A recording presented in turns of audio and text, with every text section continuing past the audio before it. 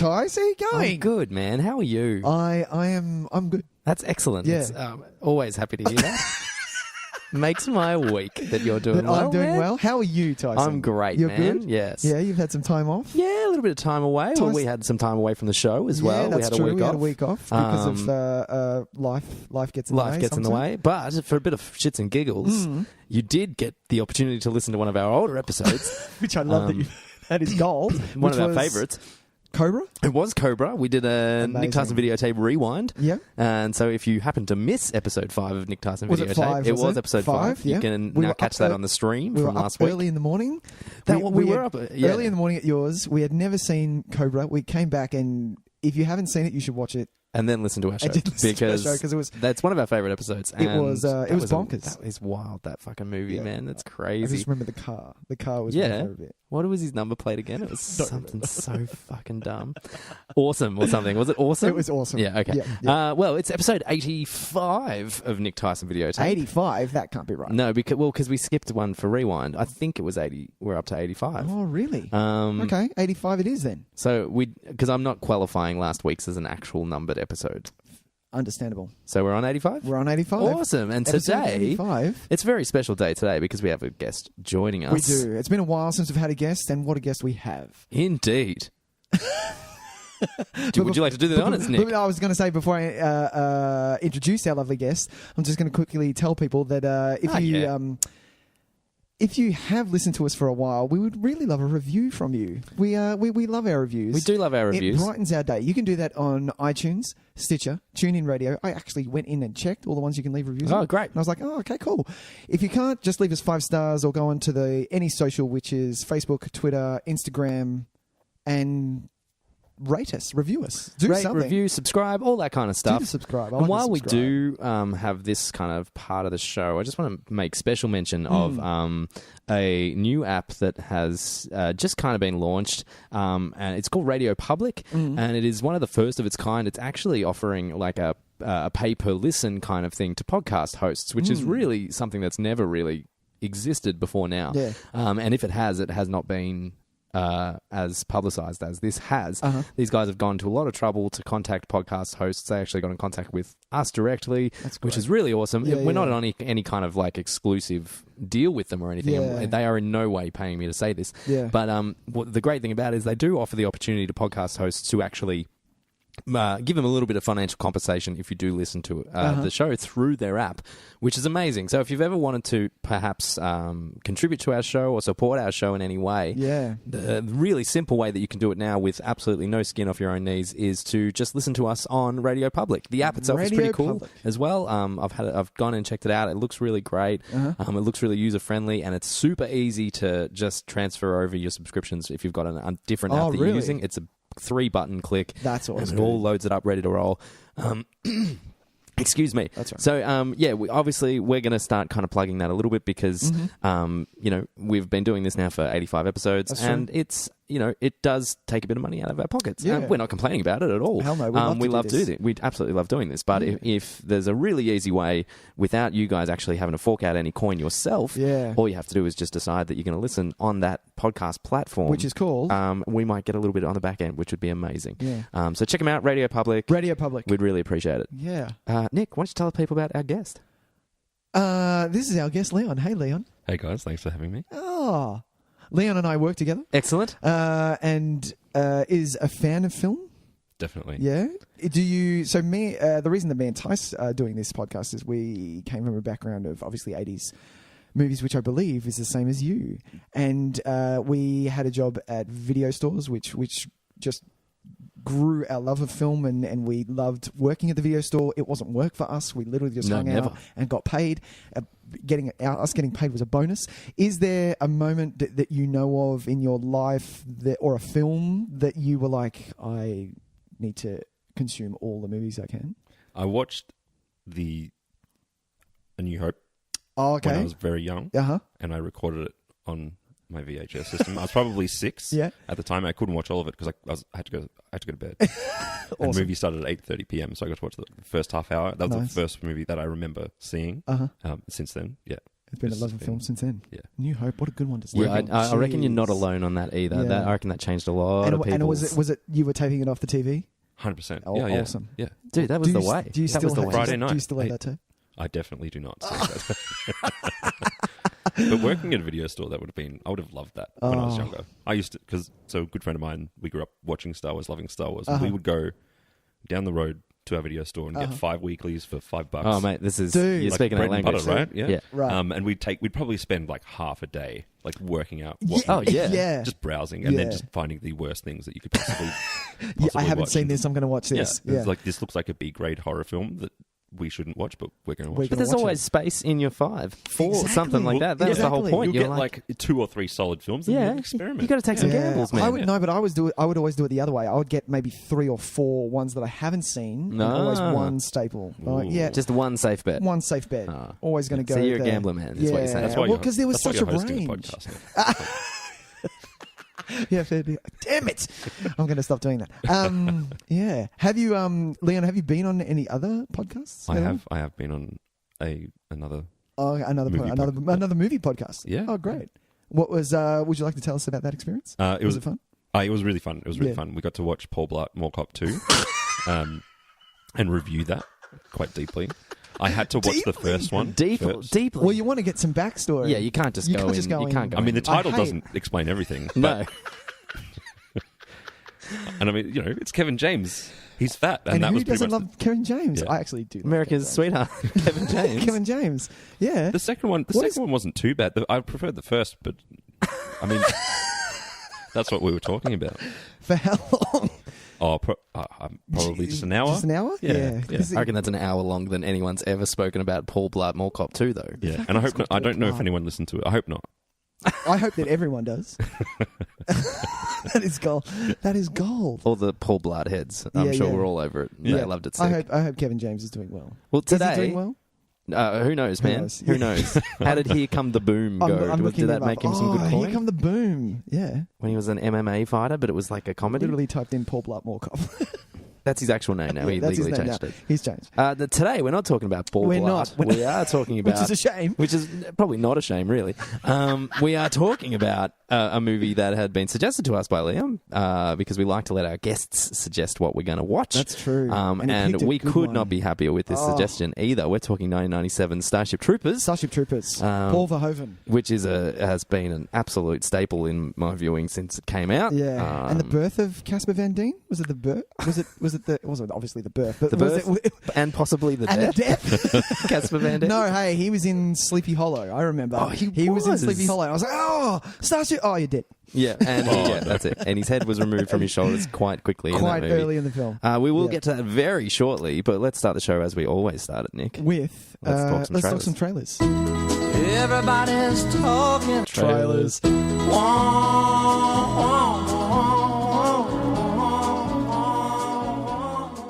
So we got a couple. We got 2.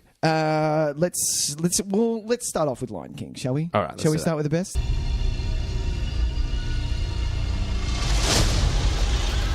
Everything the light touches is our kingdom.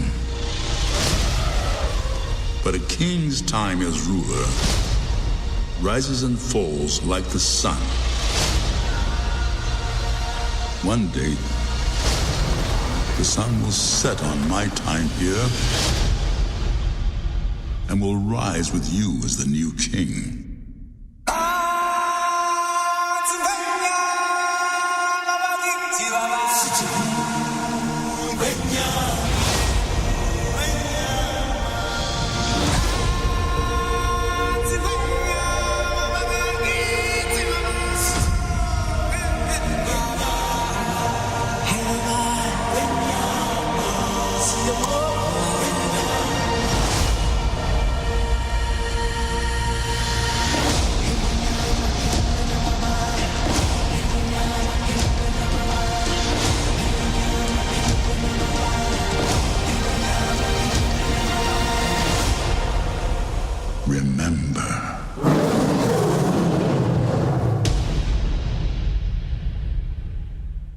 All right, Nick. Leon. Lion King. Lion King. Leon. Let's do it. It was Obviously, everyone in the world saw this. Everyone grew up with this film. Yeah. Everyone our age. Oh yeah, I was obsessed with the Lion King. Like I had like weird childhood kind of detachment issues after I saw the Lion King. Oh, Wow. really? Do you Yeah. want to talk about it? Is this a safe sounds space? really This is heavy. definitely a safe space. I remember, like, really, like when it ended, Uh-huh. I had this like feeling of like loss and stuff, and How is life going to get better from this? I had Really? to consume anything to do with Lion King. Like, I forced my parents to like buy. If it was a Happy Meal with a Lion King toy, I was like, I need it. Really? I'd get cutouts if they were in like Disney magazines. I'd get them and I'd cut them out and I'd put them in scrapbooks. I was like Lion King mad. What was it? What was it that... I actually have connected no with you? idea. No? I think It was beautiful. it's changed beautiful. you. It's probably, I mean, because I would have been 12 Uh-huh. when it came out, and I know I saw it at the cinema. Oh. I just think maybe it was the first kind of instance of a fairly a deep emotional story, perhaps. Oh, okay. For a it's pretty- 12-year-old? It is Yeah, pretty it's really deep. heavy. It's, Yeah. right in the middle there. It's gonna punch you right in It the gut. gets you. Yeah. I didn't have that. I loved it. Don't get me wrong, but my draw was towards Aladdin and Beauty and the Beast. for Sure. me. Yeah. I will see the live action Beauty and the Beast, and Aladdin's No, coming save out. your time. You'll be right. Yeah, really? Yeah, That's what I've you're heard. fine. And that's what I've heard. But you can't go past Lion King. No. It's amazing. No, look, It's Lion an King amazing was watch. 100% was my Disney. That and Hunchback for some strange Oh, reason. jeez, I'm that's some obsessed with dark Hunchback. shit. Yeah, Shit. maybe I liked the darker ones. Maybe that's what it was. Okay. Maybe No, that's okay. my brooding 12-year-old self. Did you so in this absorbing everything Lion King in '98? Did you were the first one to see Simba's Pride? Lion King 2. I have seen Lion King 2. I have seen that one. I have not seen Lion King, is it 2.5?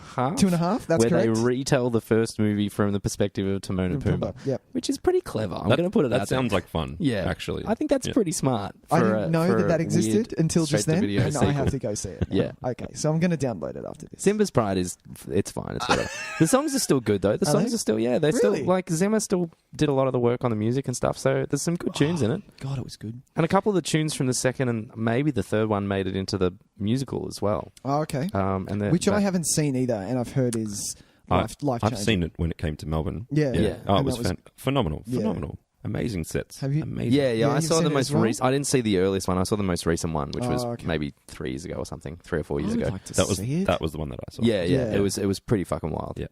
Yeah. Where was that playing? Do you need like is it a? Regent, I think Regent Theatre. Oh, okay. So it's obviously on a stage. You don't need like a round. No, I would no, think no, it no. would play in the round. No. Oh, it'll probably play fucking great in the round, but Okay. it's but you get like they don't pull punches, man. It's the full like the animals are coming down the aisles in the Right. opening thing. Yeah. They're beautiful to look at. They're doing all kinds of wild shit. And it's all puppetry. Yes. Yeah. Like it's Yeah, not yeah. it's not like Cats. No. People are Well, dressed they up, do. and you're like, oh, you're they a person. do kind cat. of. It's weird because they have these things on their heads, which are the faces. Yeah. They're still made up though. Yeah. So they emote through their face while the head sits on top. But the way they're designed is if they want to kind of accent something, they can bend over and the head kind of comes forward and interacts with Okay. the other actors and stuff. So Nice. it's pretty cool the way they're designed. Yeah. I'll see it. I will see it. Well, hopefully this will spawn it to come back rather than getting Les Mis for the 56th, For the 56th time in Yeah, Melbourne. you're right. Or fucking Phantom. What did we think of the live action trailer? Well, I when I watched this, I made sure, because I knew what it was going to be, I made sure that I watched this at home, 1080 in quite big sound. Sure. And when it kicked in with that amazing start that we all know and love, the chill up my spine was intense. It was nothing I hadn't seen before, apart from the paw print. Oh no, he does the paw print in the animation, where he puts his paw into his dad's Yeah, print. Mufasa's. Yeah. I definitely got tingles. Yeah, it was full chills. It does it, doesn't it? It was Is it the same so recording good. of It can't Circle of Life? I have no Sounds idea. really similar. It does, yeah. And that's what I was thinking when I was watching. Especially with James Earl Jones and his voice. It sounds like they've redone it. They've redone They have his redone, voice for they've sure. redone his Yeah. voice, And 'cause I can imagine that remember the they would've- spots. Because he just sounds older now. No, but he's put I know it so well that I know that he's put an emphasis on another word differently. Yeah. He puts the emphasis on another word. So he has re-recorded this. So I don't think it's all fresh. That's what I'm thinking. Even the singing. Even I think so. I imagine. I don't know imagine that why they have. would. I don't know why they wouldn't. Like, Well, you wouldn't just. Yeah, I assume they would. It just sounded really similar. Very similar. Yeah. Because when we watched the Aladdin trailer, and it was so clear that they'd reorchestrated all that stuff, and it was big and epic. Yeah. This just kind of sounds like. And maybe it the one is. we know. Hey, maybe it is. That's fine. It's still fucking amazing. Even if when did the first Lion King come out? 1994, 4. I Jeez, he think. even knows Yeah, the wow. time. mate. I told you, Shit. unless I got that wrong. 4. No, you got that right. Good.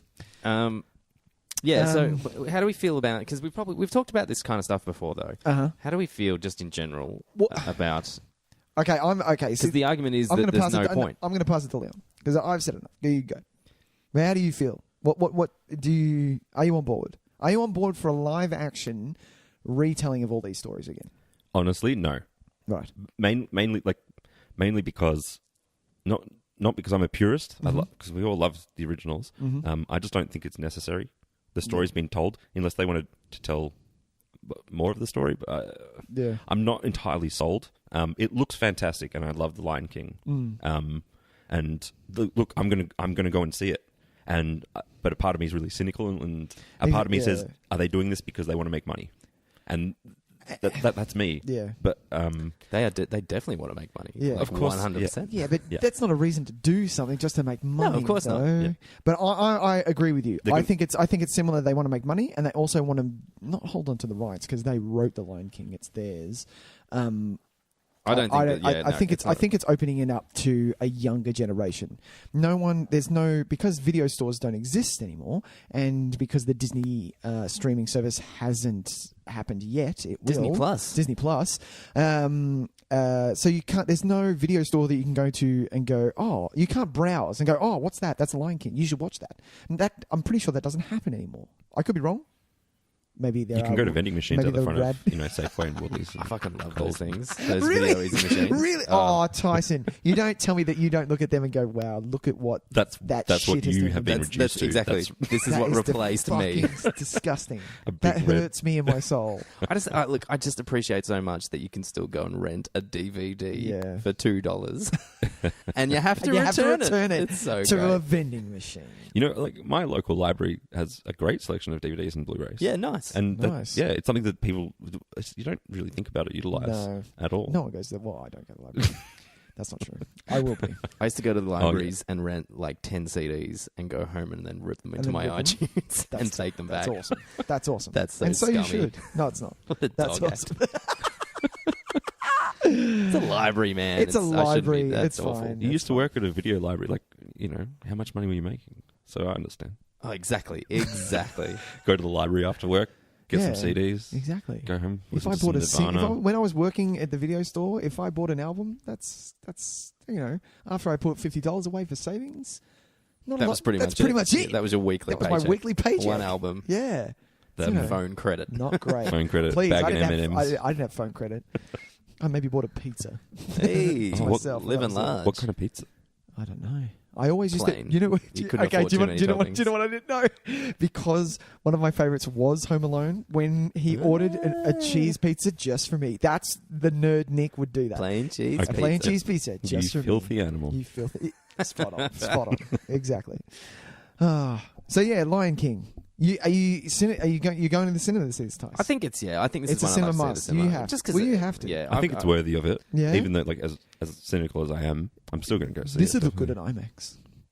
This would look look fucking very great nice in at IMAX. IMAX. Visually, I think it's pretty great. Like what they've done. It's obvious that it's CGI, but the landscapes look a little bit nicer than they did in Jungle Book. I think where it was, Oh, okay. I felt like you could really feel just the CGI-ness of it all. Well, the technology's changing every day. Yeah. Obviously, even though the Jungle Book was 3, Probably not even. 4 years, if that. Yeah. Yeah. Because there are moments in the trailer, and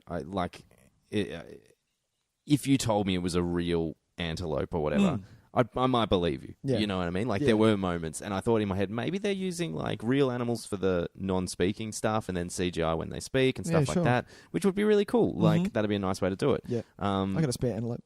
I got a bunch. Yeah. And, like, it's stuff like the Stampede.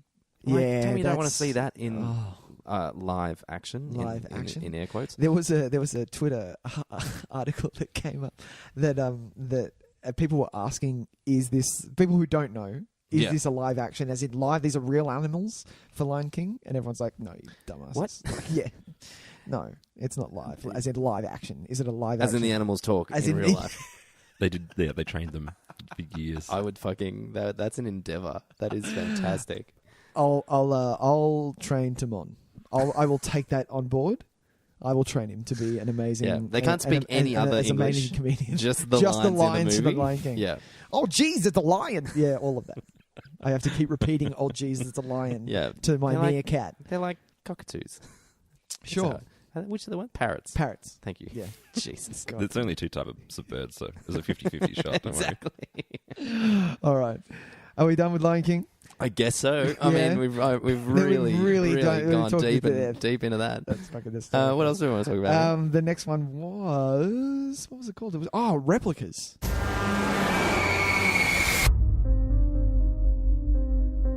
Hey, Dad. Morning, William. Morning.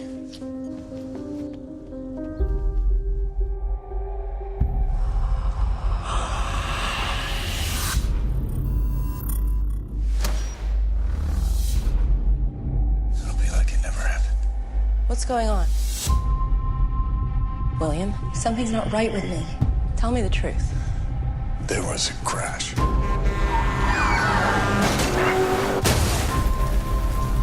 You and the kids died. Initiate.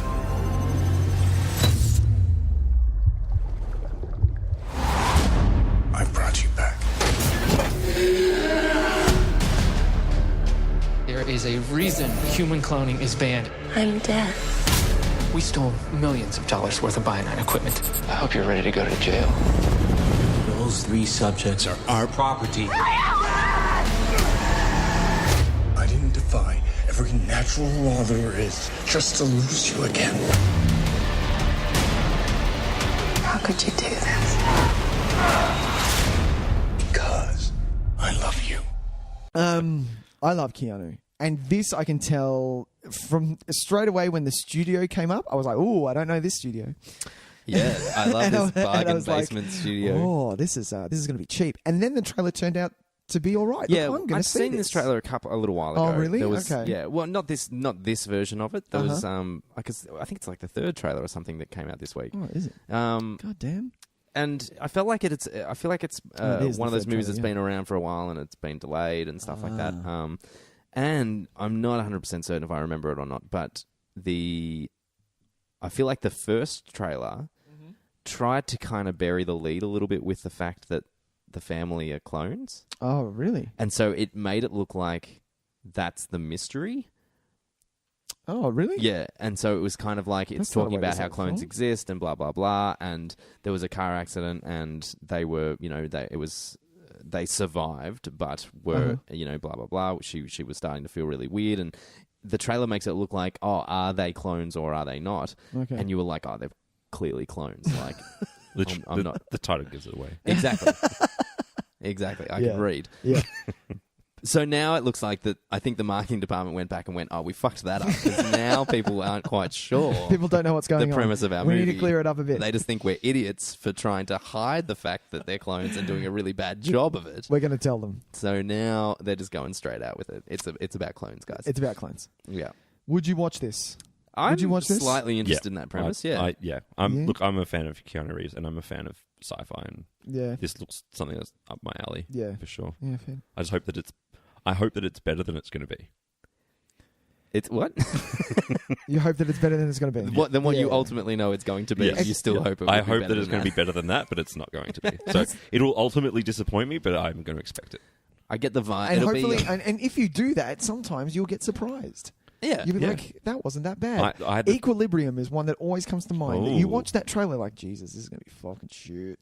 And then you watch it and like, that was actually comes out and not too smashes bad. it. That was okay. Gun Carter? Gun Carter. That's right. I had my story that was Cloverfield. I went into that and I was like, this is going to be awful. Really? And I was like, this is actually I loved it. Oh, I ate that trailer up. That Me first too. Cloverfield I was all trailer, about that especially trailer. because Loved it. they didn't. I wanted them not to name it. They just had the date. Yeah, they had and the I release wanted date, them and to that keep was it as the it. release date. I was like, yes, and no. But I loved it. So you got turned around Yeah. with Cloverfield. Yeah, definitely. Do you have a trailer that did that to you? The one that comes to A mind. trailer that I didn't A like, trailer and that then you I didn't did like the and then movie. watched it, and you went, "That was not too bad." Jesus, I don't know. No? You'd think I'd like as I watch. You watch so a many shitload of trailers, man, and a shitload of movies. I feel like trailers have gotten to a point now where it's just they are all so on the same level. Like Yeah. we obviously like trailers, some trailers more than other, but that's generally because of the content. We know it's going to be more. We know it's in gonna line happen. with what we want. If anything, it'd be like some stuffy drama that I was like, I've got no interest in seeing this, and then I really? sit down and watch it. And I think that wasn't too bad. So you watched the What- trailer for 12 Years a Slave, and you went, "Fuck, that was intense." No, well, you knew what you were getting. Everyone knew. What's that fucking movie with Everyone Jared knew. Butler that we keep hanging shit on? Jared Butler. Remember the one, and it has the fucking song in it. Where is this house? Oh God! Where Why am did I get here? That's it. God. What was that? Fucking, In the days Family of Man. No, No, that's the Nick Cage that's one. Nick Cage. It's same song, just the Nick Cage. Tell you one. what, that's the answer to this question. The Family Man. Yep. I did not mind that movie when I watched Fuck it off. when it came out. You're kidding me. It's probably awful, but when I watched it, I was kind of that's not bad. Oh my God, Tyson! It is called A Family Man. A Family Man. No, with Jared Butler. What's the other one called? I'm so confused. The Gerard Butler one is called The Family Man. A Family Man. A Family Man. The And Nick the Cage, Nick Cage one is called The Family. That can't be right. That can't be right. I'm looking it up. That can't be right. I swear to God, I reckon they both use that fucking trailer and like that song in their trailers song, too. Yeah. Talking Heads, man. Everyone. Yeah. Oh my God. How did we didn't put two and two together on this last time we talked about this trailer either. I think we missed a big opportunity. We either did, or someone's shouting down the speaker at us, going, "This podcast sucks. You You're guys don't know what the talking fuck about you're this." talking about." Bear with me. What year was it? 1997. How do you remember this shit? Do I you think know? no, do you know? no, Calculus Stars? that's wrong actually. 2001. 2001. The Family Man? No, it can't be 2001. It wasn't that early. It was after leaving Las Vegas. Yeah. Yeah, but that was Oh my 96. God! It is The Family Man. Yeah. It's a Brett Ratner joint, that fucking thing. Garbage. Who the fuck is doing this? We're gonna call. What are we gonna call it? We're gonna call it A Family Man. Hang on a minute. Yeah. Isn't Hey, that a that sounds like Nick no, Cage don't worry movie? about it. Don't Nick worry Cage about it. movie from 2000. No. People won't remember that. It's fine. To the Because point. no one saw it. To the point where they use. Oh, I've got the best. Oh, by the way, song. I've got a really great song we can use, guys. It's going to be awesome. God. Love it. I don't even know what we're talking about anymore. Replicas. Okay, We sure. were talking about replicas. I'm curious, and Sure. even though Leon's hit it on the mark, I'm going to be disappointed. I knew I was going to be disappointed from the studio. Is that wrong? Should I? No, should I? but- If I see a studio that I don't recognize, and I go, "This is going to be shit." To a degree, I think so. Yeah, Yeah. You should be open-minded. I Yes. should be. There you go. Words of wisdom. I like it. It's hard though. It is, isn't it? It's hard. You know what it is? It's hard at 37. No, you're right. That's what it is. If 15-year-old Nick saw that, he'd be like, "Fucking, this is badass. This is the next Matrix." When did you know? How old was he? we met when we were like 24. We were in our 20s, yeah. Yeah. Because I don't. I was going to say maybe 15-year-old Nick was a bit of a dickhead. He was.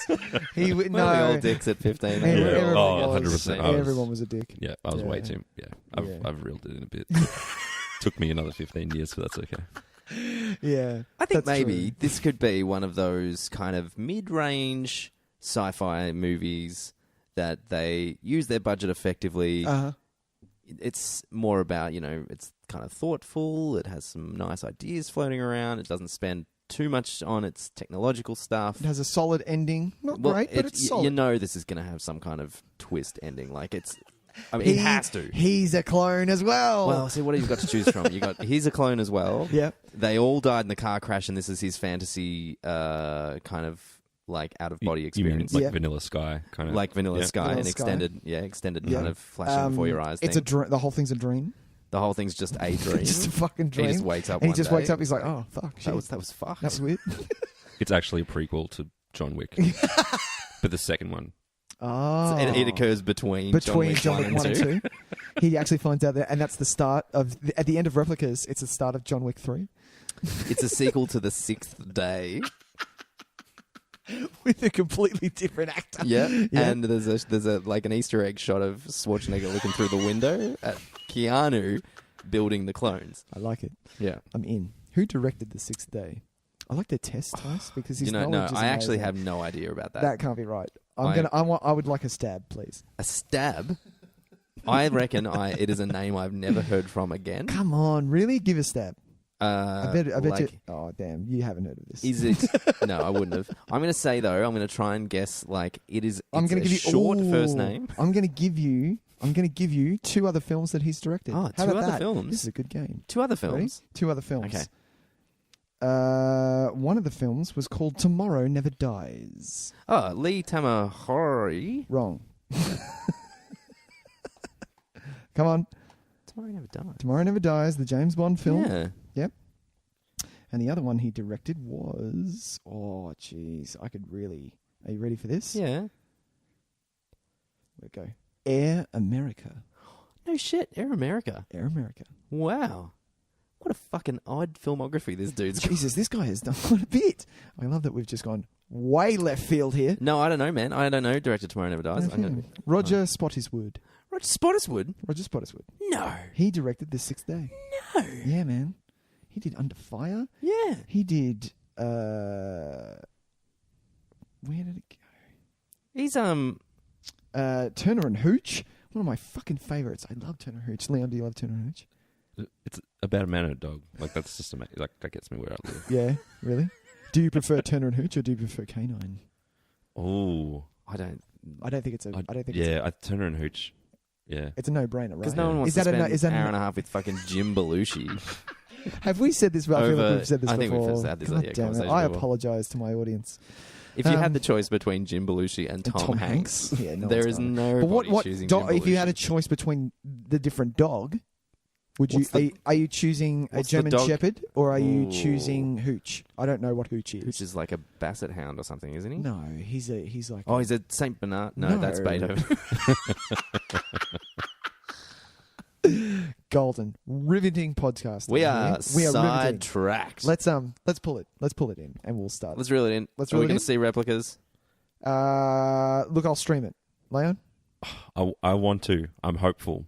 So I might go see it. I'll Okay, let you cool. guys know. Tyson. Probably not. Okay, it's a maybe from you. It's a hard maybe. A hard maybe. I want to know what else is hard maybe. Oi. Okay, let's start our feature presentation. Is it time shall for we? feature press? Let's feature press. Let's do it. Okay, here we go.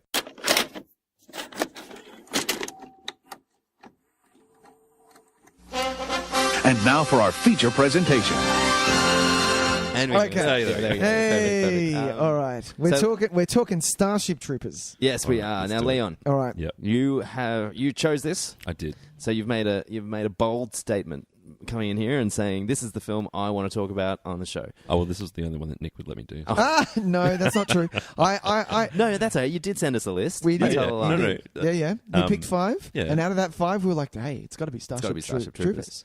So, out of those 5, how confident were you that we were going to choose Starship Troopers? I think you were happy with all of them. That's what you told me. I was happy with discussing any of them. And Starship Troopers is great. Yeah, Great excellent. throwback to my perusing of video aisles those days. So- This is a movie that I've seen more times than I can remember. Honestly, Oh yeah, I'm right there with you, man. This was none of us out. Like we all watched it in the 90s. Like none of us came to it late. None of us It was on board all the way. were we always on board. Always. 100%. Yeah. What? Let's have a let's. But then it was for me, because I was naive and pubescent, it was watching it again in my 20s going, this is saying more than just a dumb, shitty This is more than just sci-fi shooting flick. bugs. Yeah, this Yeah. is more than just shooting bugs. This actually has an undercurrent of something that it actually is trying It's got to a lot say. on its mind, absolutely. It's great. Yeah, it's, and you don't know that. You watch it as a kid, you're like, yeah, fucking guns. You come from that aliens, let's rock, yeah. And you're just shooting anything that moves, and then all of a sudden everyone's naked, and then oh my god, he's loving her, and then dead, and yeah, that was awesome. And then that's it. And then It's you a bit of a rewatch it rollicking again. ride, It's isn't it? massive. I love it. And the amount of gore in this thing, I totally forgot. Doesn't hold back. Yeah. I totally forgot. And I looked it up. This is his goriest. This is Verhoeven's goriest film that he's done. Really? And Really? Tyson, are you ready for this? Yep. It's his favourite. It's his favourite of his films. That makes me happy. Starship Troopers is his favourite. This is a man who's done RoboCop. Yeah, I'm sorry. Yeah. But also he's done Showgirls. He has also done Showgirls. That's true. Yeah, we were talking about that earlier. We were. And I don't. Yeah, okay. That's the day that we interesting. do Showgirls on this show, it's gonna be hard. Can you invite me? That's the next. That's the next. That's the next time that I come here. Showgirls. Jesus, that movie. Yeah. So what about you, Tice? Like, did it? When you rewatched it, Yeah. because how long was it since we've all watched this? Like, obviously, we've watched it back to back a billion times. I watch it every couple of years, at least. Yeah. I would have Really? seen it a couple of months ago. Yeah, Okay. it's Wow. really it's such an easy watch, and it's such like it's a distinctive kind of mood that I'm in when I Yeah. chuck on Starship Troopers. Okay. I know exactly what I'm getting. I know that I'm going to love it sick. I know that I'm going to kind of see little bits and pieces that I've missed before, and I'm going to kind of as I get older and the movie gets older, I think some of what it's trying to do becomes a lot clearer, and you just kind of like it's so easy just to take it all in, I feel like now. Right. Whereas initially, yeah, like you were saying, it could have just been, I think I used to watch it more for the fun of it. Yeah. Now it's kind of like, you know what, I want something that's fun, but it's also kind of be thoughtful, and I'm Yeah. going to kind of come away with some opinions on some stuff. Yeah, it gets to watch always. For me, it was, I hadn't seen this thing in 8-7 years. Sure. Yeah. So I was like, oh, fuck, I remember this bit. God, that was awesome.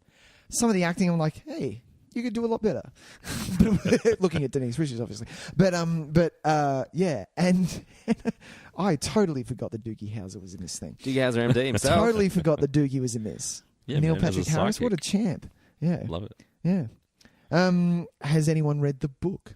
I did. Ooh, good shout. I have not. I have not. No. No. Neither have I. No. From what I've heard, it's fairly similar, but a bit more straightforward in its telling. Like Okay. I haven't heard anything. It takes things a little bit more literally, and so what the stuff that's presented in the film, like perhaps in a satirical kind of way, is presented more as the true sentiment of the story, if you know what I mean. Yeah. So I don't think it's necessarily reliant on having read the book. I think what you get is if you take the book and the movie, you get two very different interpretations versions, of what, and two very different kind of ideologies of the same narrative. So one of them says, "Yeah, fascism," and the other one's like, "Yeah, Really? fascism." Right. This is what you're getting. Yeah. You know what I mean? Yeah. So like, I love that it literally plays like a what is the word I'm looking for? A recruitment video. Thank you. Yeah. Yeah. It does completely 100%. Like, especially that start. Like watching this thing, I'm like, I'm joining the fucking army. What are you kidding me? To save the world. Yeah. Right? Yeah. Yeah. Well, it's kind of like they've talked about how Top Gun made enrollments into the Air Force like triple. I love how movies do this. I love how movies do this. The other one was Center Stage. The auditions for Juilliard. People join the military. Skyrocketed. Yeah, totally. Right. Good one. Yeah. Can you imagine? I want to dance. I want to dance. It's just that movie enraged so many people that they needed to go shoot people. Give me a motherfucking flamethrower and some ballerina shoes, and I'm in. I'm in. Goddammit. But yeah, like, do you reckon? So this is the thing. I reckon you can watch this movie in two ways, and I think you can still choose to watch it in two ways. Sure. I think you can watch it as just like the dumbass guns blazing. Yeah, I think it still kind of works that way. If you want to watch it that way, go for it, man. It's still a lot of fun. Yeah. It's still really, like, it's cheesy and really over the top. It's super sentimental, super, like, sincere. If that's your bag, just go for it. Yeah. Like, he's a high school, like, he wins the game and then goes to prom. You know, like, Exactly. It's just ridiculous. It's like, he literally does, like, you know what I mean? Like, touchdown in the last second. Yep. He's the hometown Everything hero. wins. Yeah. And his family is so rich. And they're like, no, just go on holiday. You'll be fine. Yeah, and yeah. I'm like, what? Fucking what? Yeah. He's like, no, I'm going to join my like friends. And I didn't realize he does go because of his girlfriend became a Because of pilot. Carmen, yeah. Literally because of Carmen. literally, like, yeah. You douche. You have no drive to do anything. But it's such like, But it's such an easy street like life upper for him. class, upper class is. white boy problems. Yeah. Like, I don't want to go to the best school ever. How dare you make me? Like, just such horseshit. even with what is he's in Michael Ironside, how he's the teacher and he's like, I've got this teacher and he's really good and he's telling me I'm gonna what is the word that they use? I'm gonna join Become a citizen. Become a citizen. Yeah. And his dad's like, you're not going to do that. It's that teacher, isn't it? I'm like, this is just textbook. This is so textbook, and I love it. It's such a weird line at one point when he says, he's like, it's that teacher in it. What's his name again? And he goes, Mr. Ratchek. Oh, that's a silly name. That's a silly name. Yeah. He's pouring. What a burn. Some wine. Yeah. Yeah. All right. Thanks, buddy. Fuck. Give him a break. What is his name? Dad. Rico. Mr. Rico. Mr. Rico. Mr. Rico. Yeah. Well, so speaking of Michael Ironside, I think that whole scene at the beginning, his lecture, if you will, I thought that were in university. That I maybe read that wrong. I didn't feel like it was high school. It was high school. But I've read some stuff and people have said, it's high school. Yeah. They all look fucking 40. They look old. I would have bought that a lot more if it was like they were graduating university and that was the next step and they were all 21. Totally. And that was the next step of life you could choose from there. Because it didn't feel like a high school class either. Like, in what high school do you just sit around and have like theoretical discussions about the nature of war? Yeah. Like, if on, you're trying on futuristic iPads. Yeah. If you're trying to do that in year 12 now, you just have kids just being like, fuck the fuck are we talking about? Can we watch Saving Private Ryan again? The war history class, and the guy's just given up, and he's like, what movie are we going to watch today? Fuck. But that whole conversation, though, I think is really kind of... it's a pretty good, capsule for what the movie's trying to do. Yeah. That argument. He's talking about how that violence is the supreme authority. Yeah. Under whatever all other authority is derived from. Is almost exactly what he says. Yeah, exactly. And that really sets the tone of their society and how they view the progression. Yeah. And ultimately... of what's to come in the film as well. Well, that's it. The movie kind of... doubles down on the idea that, well, and I mean obviously in a satirical way where it's making it kind of seem like it's saying that look, violence won the day, isn't it awesome? But it's making you reflect back on it. Yeah, it's okay, and kind of think, well, hang on, but what are we learning? What are we doing here? Are we learning here? Yeah, exactly. We're marching around in SS uniforms. And it's so clearly SS uniforms. Like it's just a swastika away from being, really is. From being. Especially when Doogie rocks up at the end, you're like, whoa, okay, hit the boy. Good lord, yeah. So that whole, I really like that. At first glance in this movie, you're listening to that kind of conversation. It just seems like dry, kind of generic high school or college teacher dialogue. But it actually is really quite important to what they're trying to set up over the course of the film, I think. Yeah. And it's fucking Michael Ironside, so it's never a bad and thing. He's got a stump. I love his little stump. And oh man, it's so obvious that his arm is just tucked underneath that thing too. So great. It's really interesting because there's a few of the adults that they meet. So there's Ironside is their teacher, and then there's the biology teacher who's blind. Yep. And then there's the recruitment officer who doesn't have any legs. Yeah. And so a lot of those adults are scarred, I assume, from war or fighting, or just from violence. Yeah.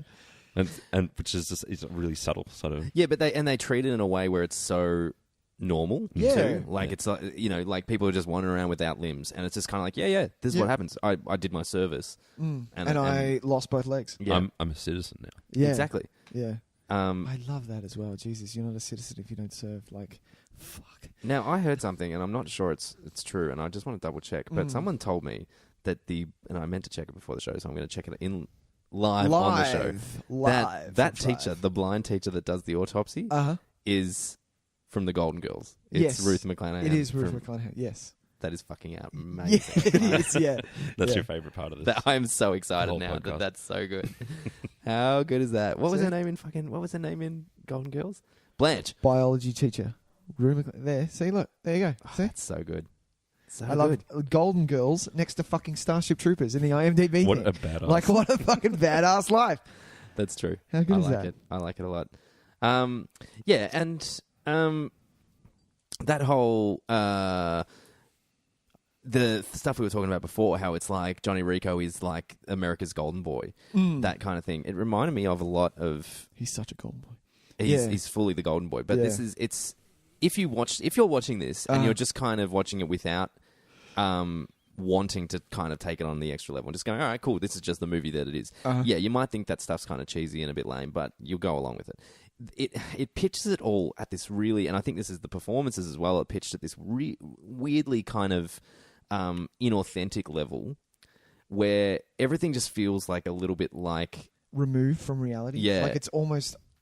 It's too perfect. Yeah. And it reminds me a lot of the first 45 minutes or so of Born on the 4th of July, which is a movie I fucking love. Which I still haven't seen. Where he sets up this weirdly kind of like almost like a Lynchian style fantasy of what the American perfection should be. Oh, okay. So Tom Cruise is like, he's the golden boy and he's all that kind of stuff. And it's actually really similar the way it's set up, is that until they get to war and it's a fucking shitstorm, like Born on the 4th of July just turns on its head. Really brutal. I've never thought about those two movies in parallel, but you're right.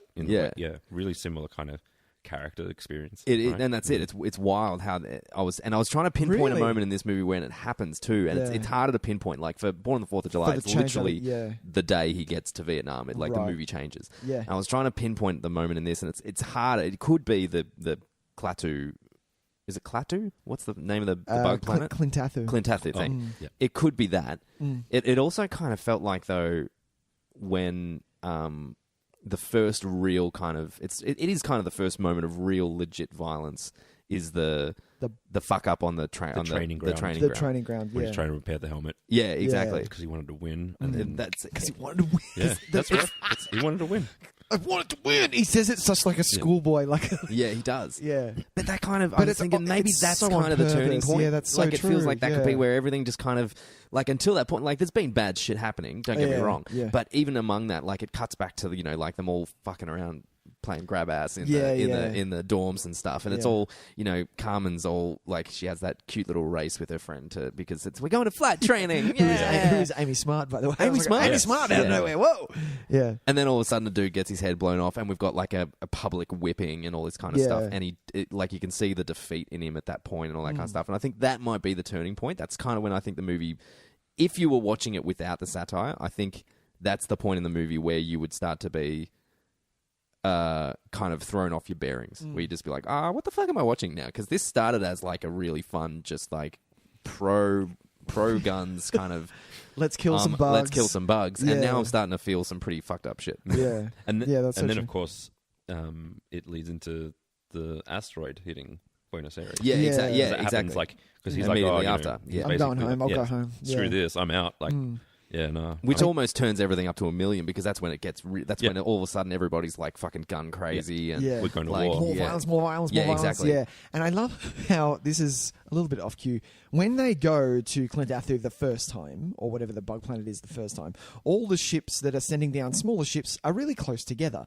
And they're a random light. They're like, oh, don't worry about it. It's just random light. Yeah. It's just random light. You'll be fine. Oh, no, this is a random light. The second time that they go, they do the same thing. All the ships really close together. I'm like, oh, come on. Who are we winning here? We're not winning? We're losing. Okay, we're losing. Okay. Well, they even fucking swapped over air marshals by that point, hadn't they? And I love she that. fucked it up too. So-and-so has stepped down because he fucked up. I love it. It's so good. I love how, and it's like, it's not subtle in any way, shape, or form. It's like the way that his ideology is just like, we're gonna attack. It's gonna be a full blah blah blah blah blah. Yeah. Steps down, she comes in, and it's like the most we need to polar learn. opposite. We need to learn about our enemy. Exactly. It's so like we want to show you the extremes of political ideologies here, like, and where either of them ends up. I love going back on that training sequence. That's one of my favorite in movies. Training sequences, because it's not a montage. You actually get to know your characters quite well, so you feel for everyone there. They do a really good job with that stuff. And then they start killing them off. I'm like, hey, whoa. And then, so-and-so leaves because she shot the guy because he took his helmet off and she tripped. She's like, oh, she's leaving. Well, especially... It's so good. Sorry, man, you go. No, you're right. And Clancy Brown brings that in. He does such a great job. I really like Clancy Brown in this. Yeah. I think he's great. Zim. Because he starts off as such a, like... you think he's just going to be the typical drill sergeant kind of guy. And some of his lines are fantastic. I love the bit where he tells the other guy to keep pace and, like, in a fucking heartbeat, cracks out his little thing and just starts fucking popping it. So good. But then, you know, like, actually starts to kind of... You can see that he actually loves the soldiers too. Like, he actually grows warm to them and things like that. Because he could have just gone through the whole movie as like a nothing character, just the drill sergeant. Yeah, the drill sergeant from Full Metal Jacket, basically. Yeah, and just yelling shit and you know, whatever. Yeah. But he actually, like, he softens and he warms, and I like the fact that they make that passing comment about the only way you're going to see action is if you bust yourself to private, and then he's the one because he wants to get in. Yeah, he wants to be there, like, fighting side by side. And I wonder if him tearing up Rico's form actually got him demoted. Not bad. Yeah, well, I mean, 2 birds with 1 stone there, isn't it? I like it. Yeah. I really like Clancy Brown in this. I think he's great. Yeah. And I forgot... Bust yourself to private. I thought it was funny. I had it in my memory somehow that we saw more of him before the ending. I thought... And then... No, but I knew when it came back, because it's such a gut punch at the end as well. As a kid, you're like... What? Zim got the bug? What? Spoilers for Starship Troopers, not really. You're like, no, Zim got the bug, man. Didn't you hear? Zim got the bug. And they're like, and you're like, did I miss an action sequence? Why don't we get to see that? And when you rewatch it as an adult, they're like, that's spot on and hilarious. You don't need to see it. Well, that's it. We get kind of denied the big finale. We get a kind of a smaller, like, almost character building finale. The rescue mission, where it becomes about bringing our team back together, I guess. Yeah. In a weird way. Which kind of doesn't work, but it kind of Well, I don't think it's meant to work because it feels really weird at the end because it's like... And even when they made the pact at the start, because you've got Neil Patrick Harris doing the weird thing like, well, you know, we're going to be thousands of miles away from each other and we'll probably never see each other again, but okay. So it's weird at the end that they do have that moment because I think they've... You know, Rico is a totally changed person. He's kind of become... He's the lead now, like a drill... he's become a real hard officer. He's a commanding officer, yeah. He had to kill... Yeah. Ratchet. Ratchet, right? yeah. Like, Rico, you know what to do! Like, oh my goodness. God, that's hilarious. I love how he's constantly promoted simply because he hasn't... Well, people in front of him have died. But I love that. That's what I love about it. And that is probably so... true and so real that we don't have exposure to and that's fucking scary. Especially when you see I know that happens. I think that happens 3 times in Saving Private Ryan. Who's in charge? Oh well, fuck, you're in charge. Okay, go. What are we doing? And you're like, and you just see that person who's come fresh off the beach or fresh off war, and they're like, okay, well, I guess I'm in charge. Okay, let's do this. And then they just gain that responsibility and deal with it. And fucking hell, responsibility. Especially in war. I can't even raise a kid. No, I'm kidding. I can. You're doing all right. No, wait. Let me rephrase. I can't even keep a plant alive. There you go. There you go. Oh, God. Absolutely. So good. What else do we want to talk about? God, there's heaps. I'd like to talk about the fact that I owned this on DVD, but because of my setup, it didn't look that great. So I ended up renting it. Oh, sure. Because it was dirt cheap. And 1080, it looks so good. But also those ships, I was like, oh, this is some old school Star Trek CGI stuff. I like it though, man. I don't like the... No, don't get me wrong. The bugs look fucking great. Yeah. The random light looks great. It's the ships that stay there stagnant. I'm like, come on, move. You need to move to show them a bit more. What about when they jump into like that hyper speed? No, that I like that. It looks good. Cool I love it. But when it's stagnant and it's staying there, I'm like, no. You need to move off this because it looks weird and very 90s, which it was. But yeah, I mean, they all did kind of look like that, but it's degrees. Like, I really like it because even though it's clearly CGI, of course. I mean, we don't have fucking spaceships, but like they seem like they've got weight to them. They're really? Shaded this particular way where I feel like they feel kind of tangible. What about like the defense around? They have it around the moon. They had like that ring where they do all they fly from the asteroids. Is that what you're talking about? Yeah, no. So they've got where they do all their training, their flight training from. Oh, the spaceship. Yeah. And they've got like the missile turrets that shoot at the asteroids. The Deep Space Nine station. Yeah, that looks decent. They've created those sets. Yeah. But you can tell that those are miniatures. That's the thing. That's a little bit of difference there. So miniatures, you're going to get some weight. The ships crashing into each other, I'm like, that looks look, when you've got to do like the full action sequences, I think it might kind of expose a little bit of the 90s-ness of it. But generally, it holds up way the better. bugs look badass. And the they bugs still look great. badass. The big kind of beetle-looking thing still looks really great. It really does. And the violence as well, like people getting fucked up, and it looks really good. It does. I love when the bugs pick up. It happens like 4 or 5 times in the movie because they've got pincers. They just pick them up and just snap them in half. And I'm like, or they'll like toss them behind into a group, then they all fight over it. All over it. Yeah. Oh my goodness. Yeah. Yeah. It's good. Yeah, I remember thinking... I was never petrified of this movie, though.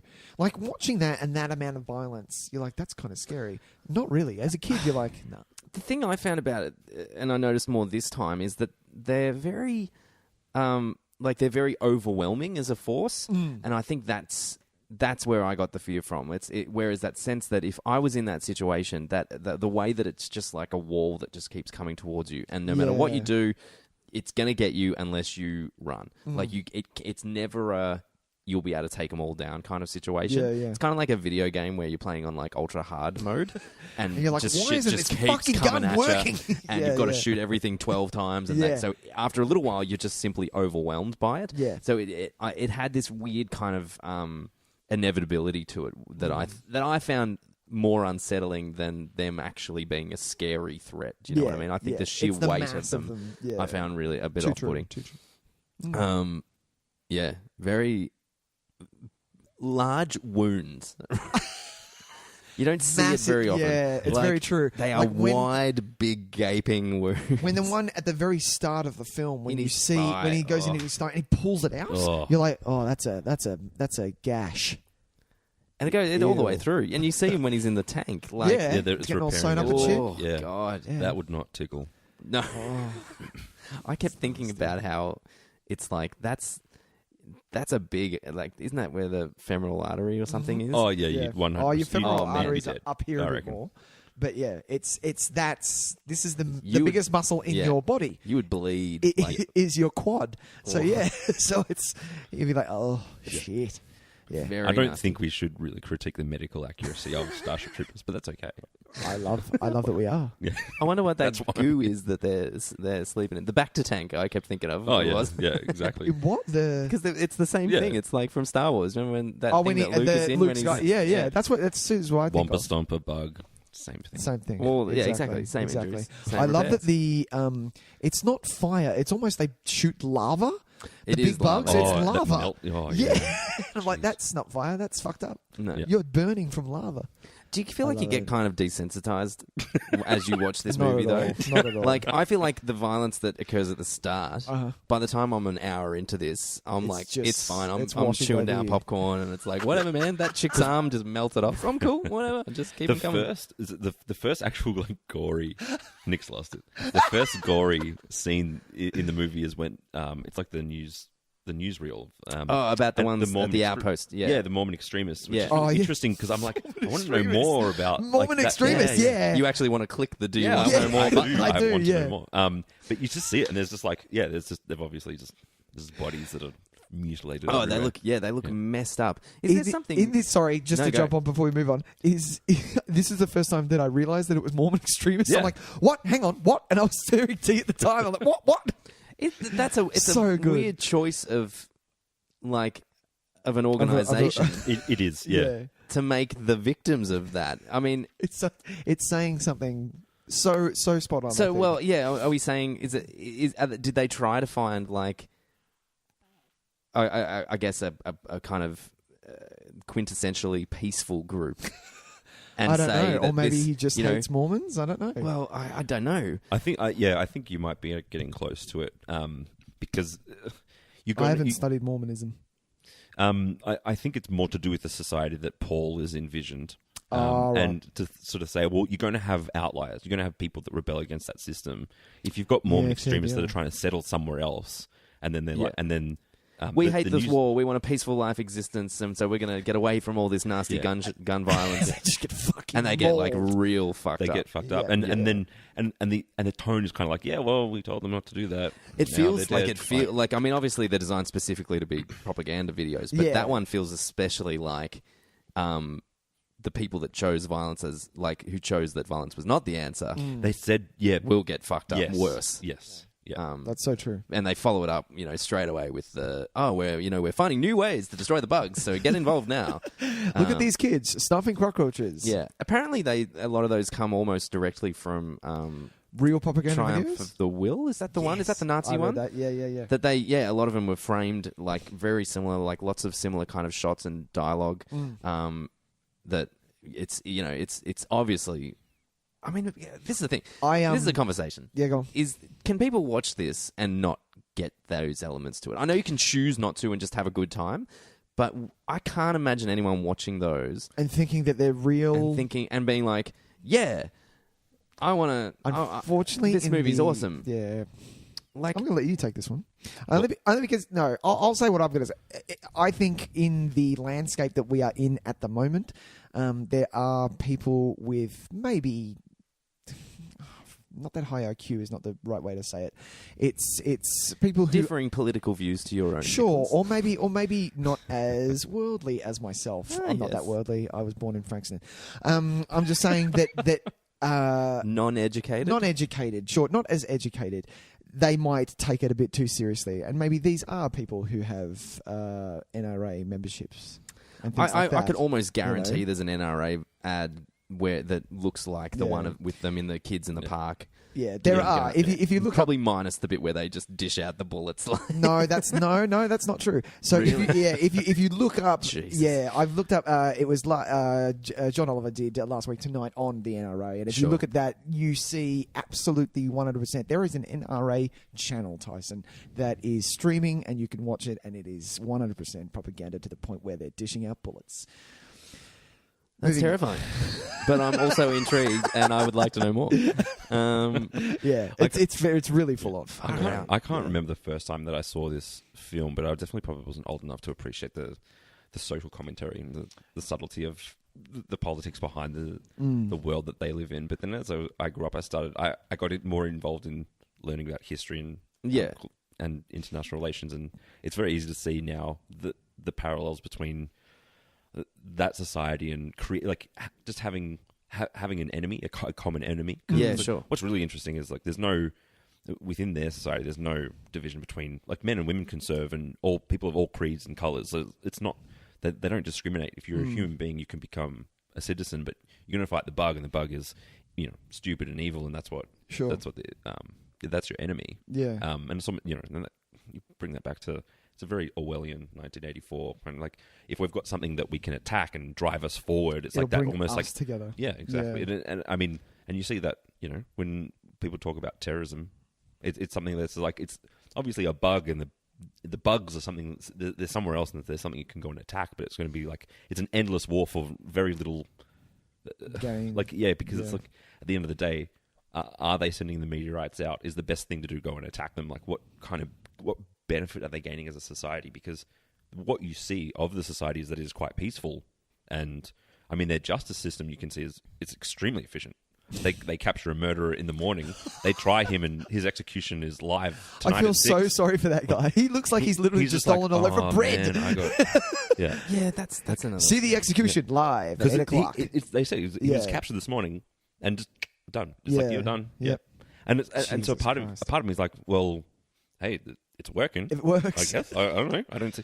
But the problem is that they're geared towards war against bugs, and a part of me thinks if our world was in that sort of same situation, we'd probably be pretty similar, and you would definitely band together. Yeah. Oh, yeah. I think they do that well in the shower scene, looking at everyone from different walks of life and why are you here and things like that. It is a banding together type situation.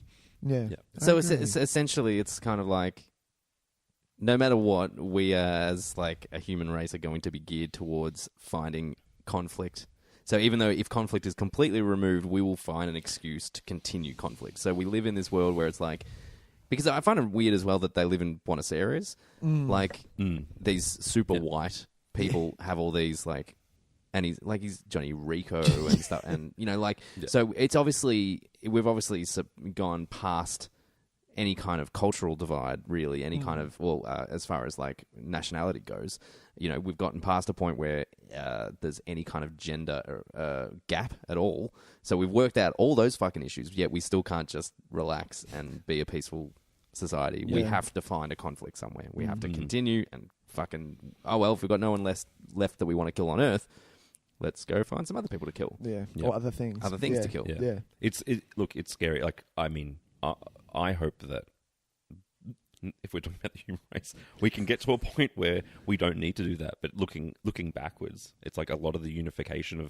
of people and strength coming together has been through conflict and fighting other people and saying, hey, we should like hook up and beat this dude up. Because if we don't, he's going to kick our ass. Like, he's taking over the world. Is that a little bit of what this movie's trying to... Jewish people. That ethos that this movie's trying to put forward as not as the right one, but as the one that can be very easily seen as the correct one. Like... banding together to fight the common enemy? Like, that is that what this is trying to say? Is that what you're saying? Well, I don't know. It's because, I mean, you're right. In lots of... And, I'm not saying that the Nazis weren't all that bad. Like, I'm telling, like, obviously, they were. Obviously, it's fucked up, and a big portion of the world came together against that, right? But that's kind of what this movie's also trying to say is maybe not always the answer. Is that, like, well, I don't know, because I think you could look at this in either way. Because I'm sure, like we said, there are people that see this and go, yeah, violence saved the day. Violence did what it was meant to do. Yeah. Yes, it took some extreme measures and there were sacrifices, and you may come out at the end resembling with something that resembles a fascist regime, but we stopped the bugs. Like, we win. We win the day. So that, like, you can make that, not that I support that at all, but you can see that argument in the movie. Exactly. Yeah. And I think it's trying to, I think that Paul's very clever and he's trying to draw parallels against, I guess, the society that we live in and the way that we are definitely like pushed and prodded in certain ways to be like, hey, we should be afraid of this thing. It doesn't have to be terrorism. It can be a number of things. Like, even just speaking more locally, like in the election that's just passed, like the state election, is like, there's definitely been people within the sphere of the media and trying to push certain fears upon others. And yes, absolutely. That's a very common theme in Australian politics, at least. Yeah. And I mean, and we don't have to get into American politics or anything like that. I'd love to, but no. But I think that he's definitely saying with Starship Troopers, it definitely, you can see similarities in the world that we live in. Do you reckon he's trying to? Does he want you to have an opinion, or do you reckon he's just giving it to you in a way that is completely up to personal interpretation and saying it's like putting a grenade in a room and just pulling the pin and running the fuck away? I reckon that's what he's doing. I think he's just poking fun. Yeah. And saying like, I think that he's drawing some parallels and making a bit of fun and just seeing how people react to it. I like that. Stimulate it. I dig it. Yeah.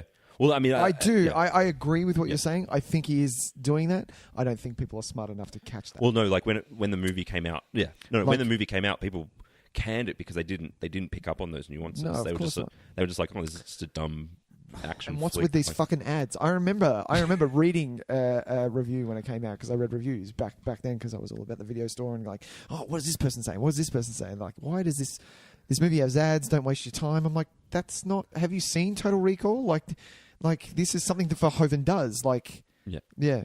I've read somewhere that he really likes to look at a society's advertisements because you can gain a lot of insight into how they think and what. And they're really funny. Like they're great. Like it's very self-aware. Yeah, like absolutely. Which is why I love the RoboCop. The car one is one of my favorites.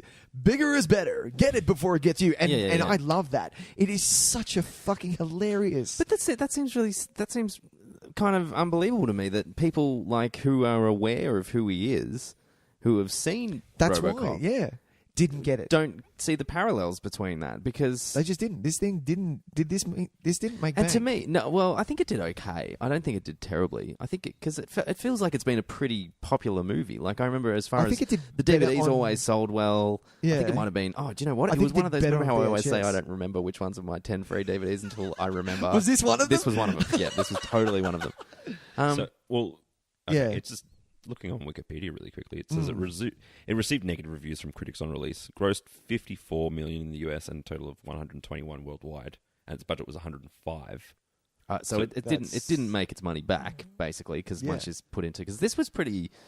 It was publicised. Like, it was... Yeah. They tried to advertise it. There was plenty of... But this is on the back of... Unfortunately, like, it was such a good run. It was RoboCop, Total Recall, Basic Instinct. That is a stellar right there. Those three made bank and they were amazing. Then he did Showgirls. Ouch. And then he did this. So do you reckon it's just a reaction to people who are saying, oh, the guy that directed the biggest fucking turkey of the 90s... Yeah. Is back with a trashy sci-fi action film and forgotten about the fact that he's actually always been kind of smarter and had a social agenda in his films. And I know that around that time, remember this is hilarious that I'm about to say this same thing. If you remember 1997, it wasn't...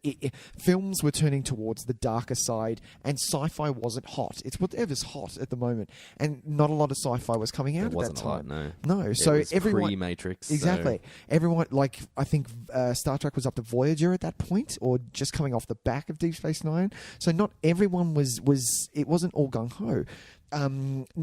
Phantom Menace hadn't come out yet. You know, all of these things. So sci-fi wasn't great at that time. That's why it probably didn't make as much money as it would have at the cinema. Yeah, perhaps. Yeah. Also, I mean, you know, it's hard to sell a movie called Starship Troopers. Like, it sounds, and now that you think about it, it's such a hilarious, spot-on title. Like, it is great. Well, we talked about this when we did RoboCop, though. Like, what a fucking dumb title is RoboCop. But we don't care anymore. Part it's just man, part machine, all cop. Come on, I'm in. I'm fucking in. See, it's funny you mentioning like the nuances and the subtlety. I honestly, for the life of me, I cannot see anything subtle about it. Yeah, exactly. Yeah, you know, and watching it now, you're just like, it's so blatant. It's very blatant, very self-aware. But at the time, I guess just missed it. Maybe, yeah. Well, because they just weren't attuned to that. Like, but then that's kind of unfair because, like, and that's why I want to put faith in a filmmaker and say, all right, no, come on, like, yes, all right, he made Showgirls, but. Yeah. You know, we're talking about some pretty great movies here that he's got on his CV. Yeah. Let's give him, you know, obviously he's had some misses. Like, I'm not the huge... Like, I do really enjoy his work, but he's had some movies I don't enjoy. I only like those 4. Actually, no, you know what? I like Showgirls. No, I'm kidding. Showgirls after that, it's got a weird entertainment value to it. Like, it's really strange. It's just bad, so bad that it's good. And then that ending is just wrong. I'm not a huge fan. Sure. Yeah. But that's the thing. I remember because I was still at the video store at this time when Hollow Man came out. I was like, oh my God, Verhoeven's done something else. That's Jesus Christ, that was shit. That's disappointing. Like, it was just, oh dear. Yeah, that made me even more scared of Kevin Bacon. Yeah. An invisible Kevin Bacon. I don't think I could think of anything worse. It's his CGI penis that I'm not comfortable with in that fucking movie, where it's like half see-through veiny, and you're like, oh, come on, man, put it away. We don't need to see that. Cover that up. What is that? I'd forgotten about that, Tice. Enjoy that memory, man. Let that one seep back into your brain. Oh, you can stream Hollow Man. You can? I'm pretty sure you can. In HD. In all its glory. HD CG penis. Yeah, get down, get funky. Jesus. It's awesome. Jesus. And I don't like that he hasn't tried to come back anymore, Tice. He hasn't. The last thing he did was it L? L, yeah. Which got really good raps. I haven't seen it. And to be honest, I haven't seen any of his non-Hollywood stuff. Any of it? And you know, that's just me being a shit fucking film watcher. Like, because I love him, and I should just go out on a limb and watch some of the stuff in the other language. It's because he's not bringing out anything, any good trailers anymore. Chuck on Hurricane Heist. Directed by Paul Verhoeven, and Tyson's all there. It's embarrassing how excited I can be about Hurricane Heist, and yet someone tells me Paul Verhoeven has directed, you know, this fucking... The woman's going to be up for an Oscar, like, it's that good, it's about, you know, sexual violence and all this shit, and I'm like, it's Hurricane Heist. Let's see what Hurricane Heist is doing. What a fucking loser. That's gold. I love it. What else have we got? We got heavy for a while there. No, I liked it. I really liked it. Can I ask a question? Sure. I have a question. Number one, I didn't realize that Gary Busey's son is in this. Jake Busey? I didn't know that was Gary Busey's son, Jake Busey. Who does he play? He plays Ace. He's the redhead spunky one. Yeah. He's great. How good is he? Yeah, that's my job you're talking about. Yeah. I love how he comes up to him like after they got food and he sits down. He's like, "Hi." Yeah, that's a great little bit. Isn't so it? good. I love it. Yeah. And the other one I wanted to call out was he's just weird. Patrick Muldoon. Patrick Muldoon. He is a weird looking fucking unit. He's a weird dude. guy.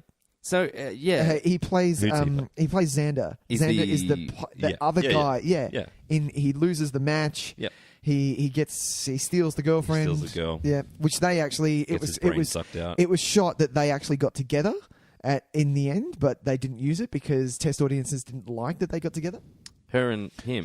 No, yeah.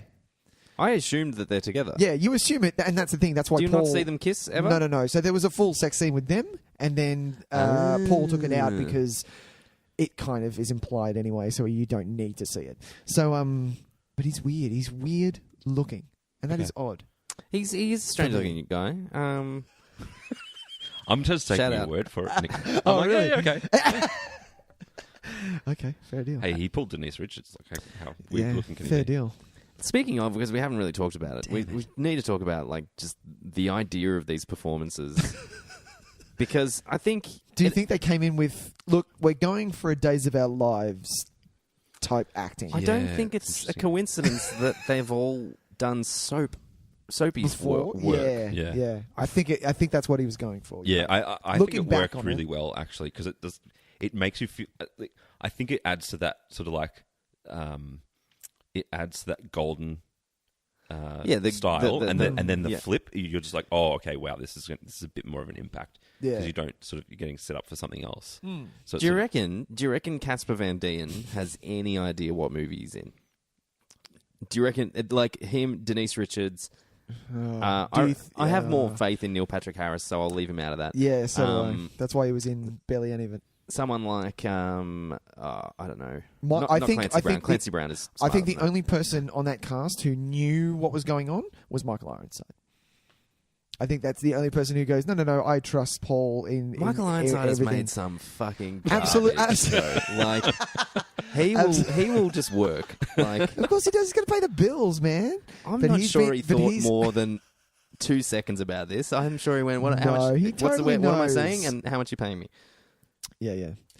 Hey, I think he did. He's He's worked yeah. with Verhoeven before. He knew coming off the back of Total Recall. Oh, yeah, He's you're like, right, I no, suppose, he yeah. knows what's going on. Yeah. He goes, and you've got these young actors coming up going, I don't know what I'm doing. What the fuck is this scene? Oh, no, they would have been- What? Do you know what's going on in this scene? Did you film yesterday? Did you see what we did? You didn't see what we did. It was fucked. I don't know what's going on. I don't even think they were doing that, And then- because this dialogue is probably better than what they've had to work with. Oh, really? So I You like, think that- well, if you're coming off Days of Our Lives or Yeah, some yeah, shit, they yeah. probably this is fucking Shakespeare. Yeah. But if you're like, if they go into it with that same kind of work ethic, where it's like, Yeah. oh no, we're doing really serious shit, because fucking Casper Van Dien's trying to sell some of this shit. He Like is. he's He's getting going real, really hard, isn't he? you know. What's the bit where she turns around and he's like, "You're alive," and he's like, "But a lot of my men aren't," and like stuff like that. Like, I love it. And you know what line I love that doesn't land, but I still love it, and it's because his voice is so fucking high. Is because I'm from Buenos Aires, and I say kill them all. Yeah, And yeah. it's so high, and it doesn't land, and I'm like, oh mate, you're a champion. I reckon, like, I have this feeling that he legitimately just didn't let them in on the joke at all. Oh really? And just let him go. And was like, no, I want more. Sell it to me more. Give me Yeah. more. I want you to give me this line. Just really Milk sell it it. to me. Really Milk milk it it for hard. me. Like, just okay. You know, I obviously no idea what fucking accent he has. You know, but Casper, no, It's very broken. Feel it more. Like, spot on, yeah. like, and he would have just been like chuckling to himself in the background. Yeah. Like, I'm getting this fucking great, Especially- stuff, man. Especially with what's the other female cast member? What is her? One Dina that plays Meyer. Diz. Yeah, Diz. she Yeah. her death scene is so Days Oh. of Our Lives, and I'm like, oh, More wow. fake blood, more. Blood, we need blood, more blood. Pour it in our mouth. Make us spit it out. It is. It's so good. Yeah, And it's- she tells and the her- fact she's that I got to have you, I'm like, Oh. oh, really? Yeah. Wow. Okay. Yeah, we're gonna go there. now. Look, I'll be quite honest with you. That it works on me, that scene, Really? because I think Diz is one of the only kind of true characters in the movie. Like, I think she's the closest thing to it, like a rounded 3-dimensional character that we get, because he lets her stay out of a lot of it, Yeah. and like she gets to. She holds her own. She has a nice arc. Is that what you're saying? She doesn't get too caught up in the overly sentimental stuff. I kind of buy her love Yep. story. Yeah. She I think that's to do with, like, you know, Johnny's chase. Like, he's joined because of Carmen, and Yep. and Diz follows him in, and she genuinely, like, from the beginning, like, she's got eyes for him, and she follows him in, and is it a little? No matter what, is it genuine? Is it love, or is it? It's a little obsessive. It's funny. It's a little obsessive. I went into it this time again being like, oh yeah, she's crazy in love with him, and it's a bit weird. Yeah. I don't think it's as weird as you think it is. Okay. Because there's every now and then she throws eyes at him that is a bit kind of like, I'm going to murder you in your sleep. Yeah. But it's not as bad as I remember it, because there's a nice bit when, like when he says, I want to go speak to Ratchet, and she's like, we better hurry up.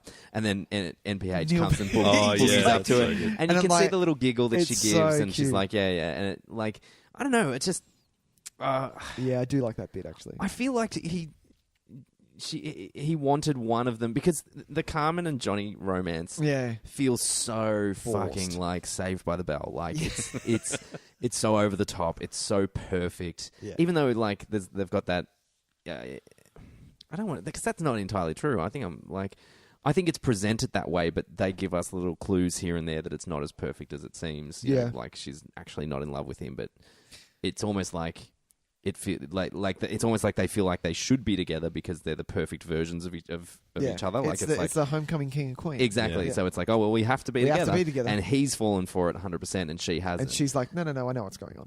Yeah, I'll see it later. But yeah, Diz doesn't get caught up in that, and so I think you just buy her a little bit more. I think she's a better three-dimensional character, and I think he allows her to be like a bit of the heart that keeps everything else churning along, because you can't just have entirely social commentary. Like, you can't. A movie just doesn't work that way. Yeah. You got to buy some of it. You got to have at least some kind of emotional investment in what's happening. And I think a lot of that does come from Diz. I like her. I think she's good. Yeah, I totally agree. She's badass, man. Like, she's playing on the futuristic gridiron team. And she's even going. She's fucking dudes up, man. Yeah. Dude, she decks like two people. Yeah, and she takes it to Zim as well. She's the only one that lands a punch. Gives him a good going over. Yeah. And she even says, like, at one stage that she was going to start for Rio, so she can play ball. She gives up. Yeah, she gives up like an actual career to join up. Yeah. But to be honest, if she didn't, she'd be flat from a meteorite. Sorry. She would have died. She would have stayed in Buenos Aires. Well, should have been dead. Right. Yeah. Would have been all over. Yeah. Good choice. Burned up. So she bought herself a couple of weeks with Johnny. Hanging out with Johnny. Yeah. Got 10 minutes in a tent. Yeah. And look, hey, it was 20. Make it 20. Make it 20. That's it. Ironside comes in and goes, "Who's that with you? Make it 20. Better make it 20. And you're like, "Geez, he's nice. Yeah, he's a good dude. He knows what's going on. Yeah. He's going to let me get it out." Okay, decent. All right, she got 20 minutes, but I was going to say Rico lasted for 10 minutes. Yeah, he did. Yeah. There is Look, something. it's Casper Van Dien. It's small. Oh. No? Am I wrong? We don't know. He's not The Rock, is all I'm saying. Come on. Have a big dick. The Rock might not have a big dick. You don't know that. That's not true. Have you seen the size of this man? He's huge. Casper Van Dien is like smaller than me. He's like 5'8", 5'7". I remember thinking that it's like he looks small, is what I'm saying. He's got big balls in the movie. We know that. Okay, fair. Yeah, that's true. To jump on the back of a bug, big balls. Big balls. How's the scene where? So the whole idea of the Roughnecks, like.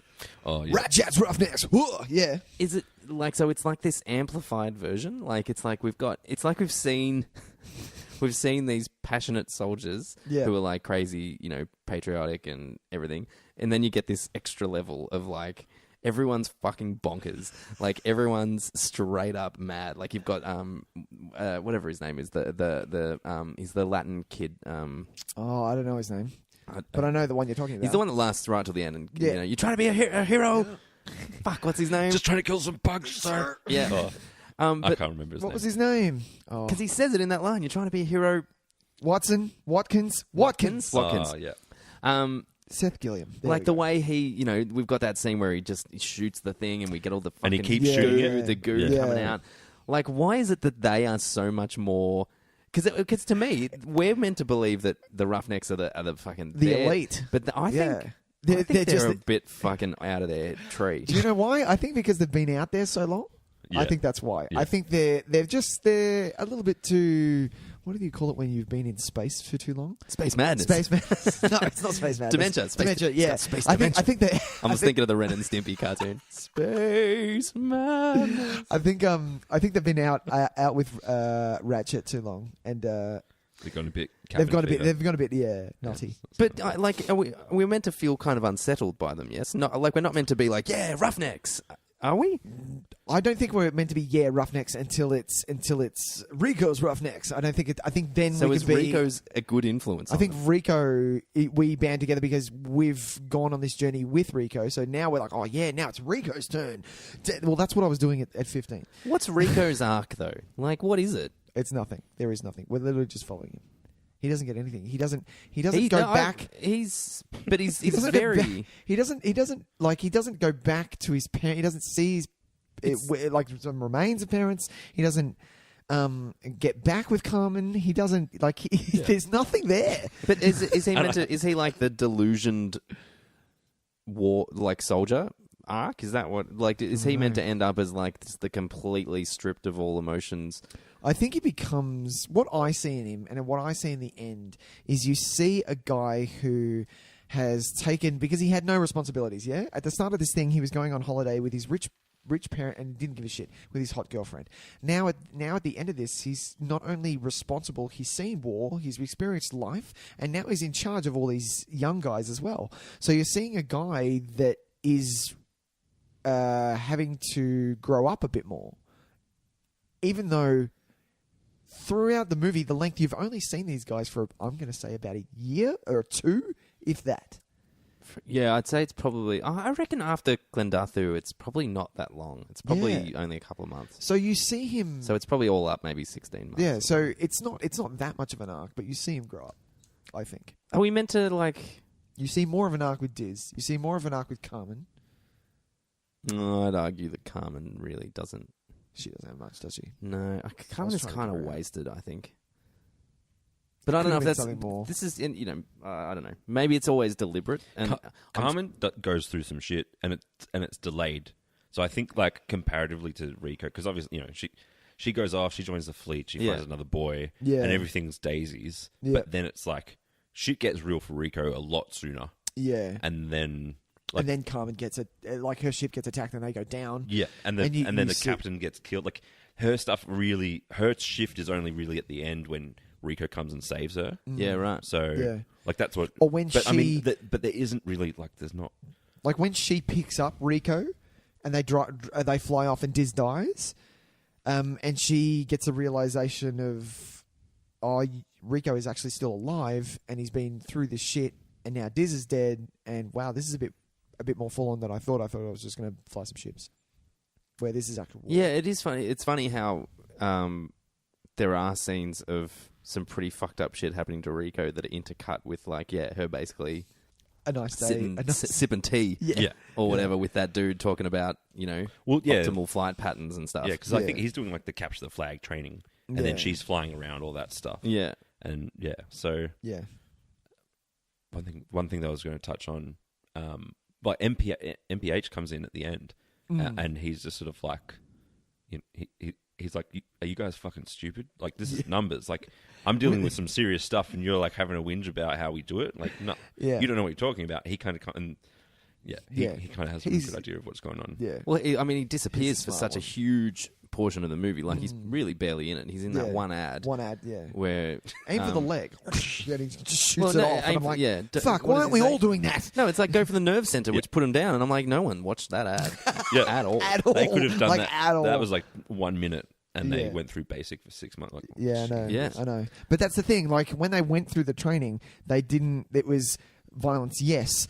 After that happened, we're going to learn about our thing, and that's where it's interesting because we sort of come in at a point where it's how long have they been at war? Because it's especially with the flashback. Once you see Rico, and then you come back that was that bit, and then he goes in. It seems how long has this been going on? It seems like it's just been a distant thing. People don't really It's one of those wars that is happening somewhere else, and we don't have to worry about it. It's just kind of it's fine. The military are looking after that. We don't need to concern ourselves. And I guess the meteorite hits Buenos Aires, and then they're we need to actually it's time to step up. We need to actively do something. Yeah. And then they go into Afghanistan. Did they? Sorry, clandestine, and get messed up.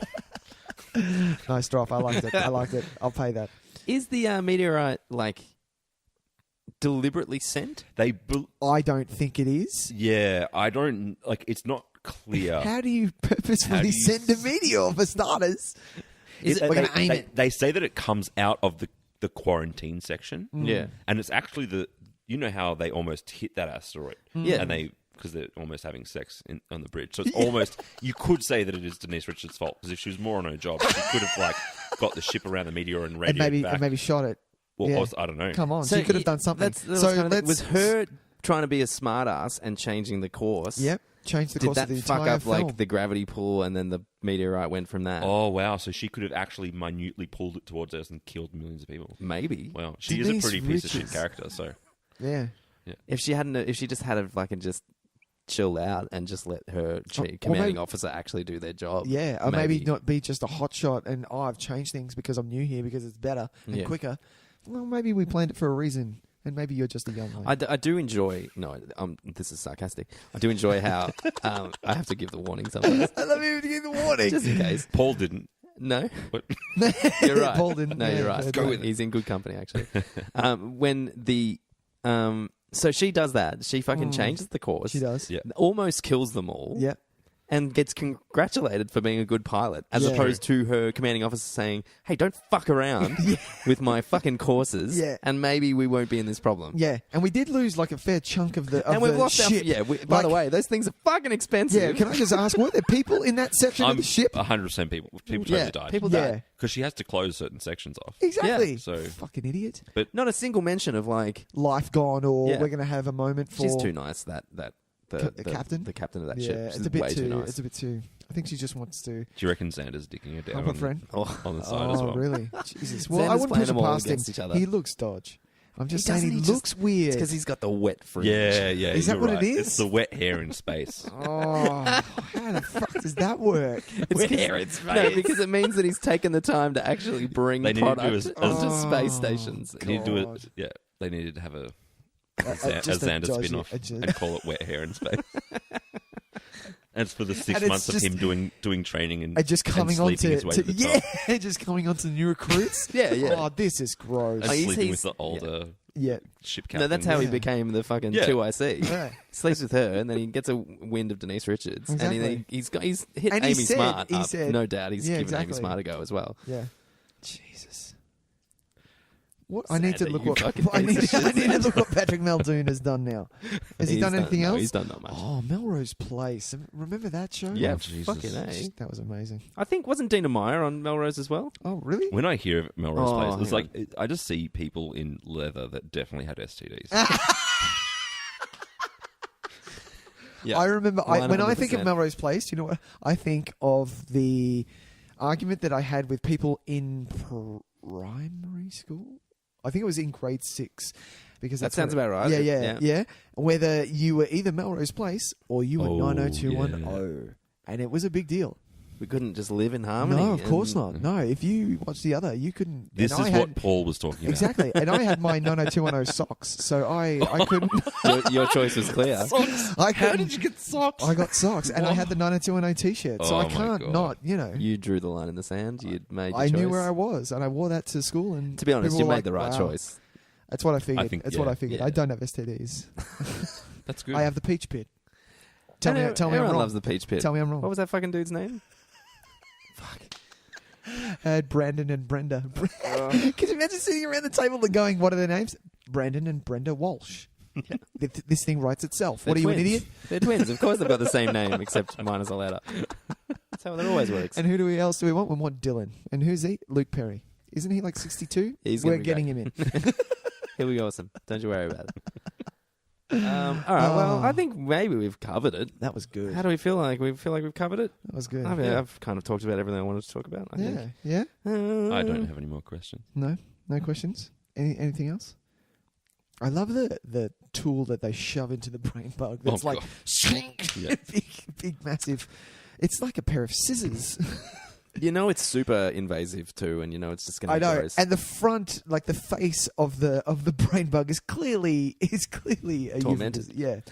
Yeah. Well, that's just talking about that ending. Yeah. I think that's Would you like to know more? it's a very good point because Oh, I know. who ends up getting to the end of this movie? Do you reckon? Like, I think how you feel about watching something like that kind of says a lot about how your viewing experience of the movie went. Yeah. Like if you watch that and you're like, yeah, fuck that bug up. Got him. No, I still watch that and go, fucking It feels Jesus like, but that's what I mean. I think Christ. it's meant to be really uncomfortable. I think you're meant to like. You are. You're meant to They read walk away back. at the end all arm in arm. And it's like, yeah, we won the day, and it's like, but like we're like that thing. And I hate how It's sensitive. yeah, It makes it he's worse. like, oh, it's scared. It's scared. And it's Yeah, like, yeah. oh no, that's not what we want to be Yeah, celebrating at no. all, is it? Yeah. I don't know. Question. Yeah. Has anyone seen some sequels? Well, 2, we did. 3, about that. 4, 5? I know. I believe it goes up to 5, gentlemen. Yeah, Well, I've there's some definitely seen animated number fucking 2. bullshit They, that I they think. have. They Did some animated. Yeah. I remember. I bought. Yeah. Rico's at Roughnecks. least 3. Yeah, I bought 3 of those from Harvey Norman, some sort of sale bin, maybe when I was like 15, because I was like, yeah, this is going to be amazing. Yeah. It definitely wasn't. Was it as violent? Or did it dumb it down for a PG I think version? it was. I think it was a bit straight. Like, Which one was Yeah. PG? No, the cartoon. It was Oh. called Rico's Roughnecks or something. The Roughnecks cartoon, Yeah. yeah. Roughnecks, yeah. Yeah. Yeah. I've not seen Full any of that. Hard pass. 44 episodes. Wow. Jesus. Yeah. Wow. Yeah, hard pass. How does No, that get 44 episodes? Yet fucking Firefly has what 7? I think it made it to 12 or 13, Fuck maybe. me, man. That pisses me. quality. That fucking It's pisses quality, me Nick, off. not quantity. That really fucking pisses me Yeah. off. Now, I've seen Starship Troopers 2, Okay. and I would watch it again. And Wow. My memory of it is probably rose-tinted, so don't Yeah. worry. Understandable. But I mean, I would watch it again in terms of, I'm curious as to how I would yeah. react to it Yeah. now. Look, I want to watch another one with because I know Casper Casper. comes back. I don't know whether anyone else comes back, but hey, I'm going to give it a shot. Do you know the I don't believe you, but that's okay. Starship Troopers 2 is Thank you for putting that in. directed Directed by. by, and it my. might be one of the only. Yeah, almost. But Yeah. It was directed by Casper Van Dien. No, Phil Tippett, Oh, special effects extraordinaire. Phil Tippett. who That's- did? Well, he's worked on Jurassic Park, on RoboCop. Oh, There's that gag floating around that everyone likes to post because it's funny, where he's the dinosaur supervisor on Jurassic Park, and it's like, you had one fucking job, Phil. I have But not yeah, seen that. he's been around for a bit. He's done a lot of visual effects work. That's kind of interesting. Okay. Okay. But I've also seen number 2, yeah, and I can't remember much about it other than I No? found it not awful, but in no way did I want to watch it again. Okay. So whatever you call that, Yeah. what's that? Essentially, Nick, the story is there's a little outpost Yeah. of people Uh-huh. on a planet, and there's bugs, Oh, okay. and they're like they have to hunker down and wait for the dropship to come in, like Oh, so a it's day. a survival movie. Exactly, Right. but there's bugs on the inside and inside people's minds. So not in the way of like They're as in- sucking their brains out like in the, well, in the there's original. like the bugs are kind of like trying to infiltrate humans Okay. on the other side, Yeah. and trying to understand us. Okay. which is That's a good way of going Yeah. about it. yeah. Okay. Do we know that a Starship Troopers came out last year? Oh, really? I'm just looking at this. Traitor of Mars. It's an animated Animated. CGI animated feature with Casper Van Dien And Dynamite. doing and Hey. Dina Meyer doing the voice. How interesting. Diz is back then. Diz is back. How is Diz back? She is back for more. Well, she got put in the Luke Skywalker thing, didn't she? Oh, yeah, replicators. Wait, what was that? Hang on. God damn it, wrong movie. Well, it is a prequel. It was isn't Sixth Day. No, wait. It's really funny. This has had a good collection of people making these films, like Ed Neumeyer, who wrote Oh, what? like RoboCop and Starship Troopers, Yeah. directs the third one. He's written all 3 of them too, that doesn't seem right. There's a serious dip in quality, but it's interesting. Like they're picking interesting directors for each of them. Really? Yeah, I might try that third one out. Oh my God, of course, Casper Van Dien has played Johnny Cage at some point in his life Yeah, wasn't he in in the? a Mortal Kombat series. Wasn't it that Mortal Kombat TV series, which was not bad actually? Johnny Cage. Johnny and, Cage. That's and like Johnny Rico. What a combo. that is is the Johnny's. best. Of course he's going to play Johnny Cage. All right, gentlemen. All right. I think that we've well and truly exhausted our Starship Troopers conversation. That was gold. Why don't we move on to our next regular segment? We're going to talk about what did you watch this week? Leon, why don't you go first, buddy? Did you watch anything You watch exciting anything this last week? Or? I watched Waterworld. Hey! Now we're talking. Yeah. Now we're talking. So a good friend of mine had never seen it, Oh, okay. And I love watching movies like that with somebody who hasn't seen. I don't know if you guys like that. I just love sharing. Yeah, it's absolutely. sharing an Yeah. experience. Yeah. If you're watching it with my favorite one to do that is, I was talking about it today, is watching Memento with someone who's never seen it before. Yeah. That is, I love it. Yeah, how is Waterworld? It was good. Yeah? I haven't seen. I don't know, maybe 20 years. A long time since I've watched it. Okay. But I thought, the story kind of doesn't hold together very well, but the sets are great. He plays an interesting character. I understand why it got a bit of a rough landing. Because it's not, the relationships between the characters aren't very convincing.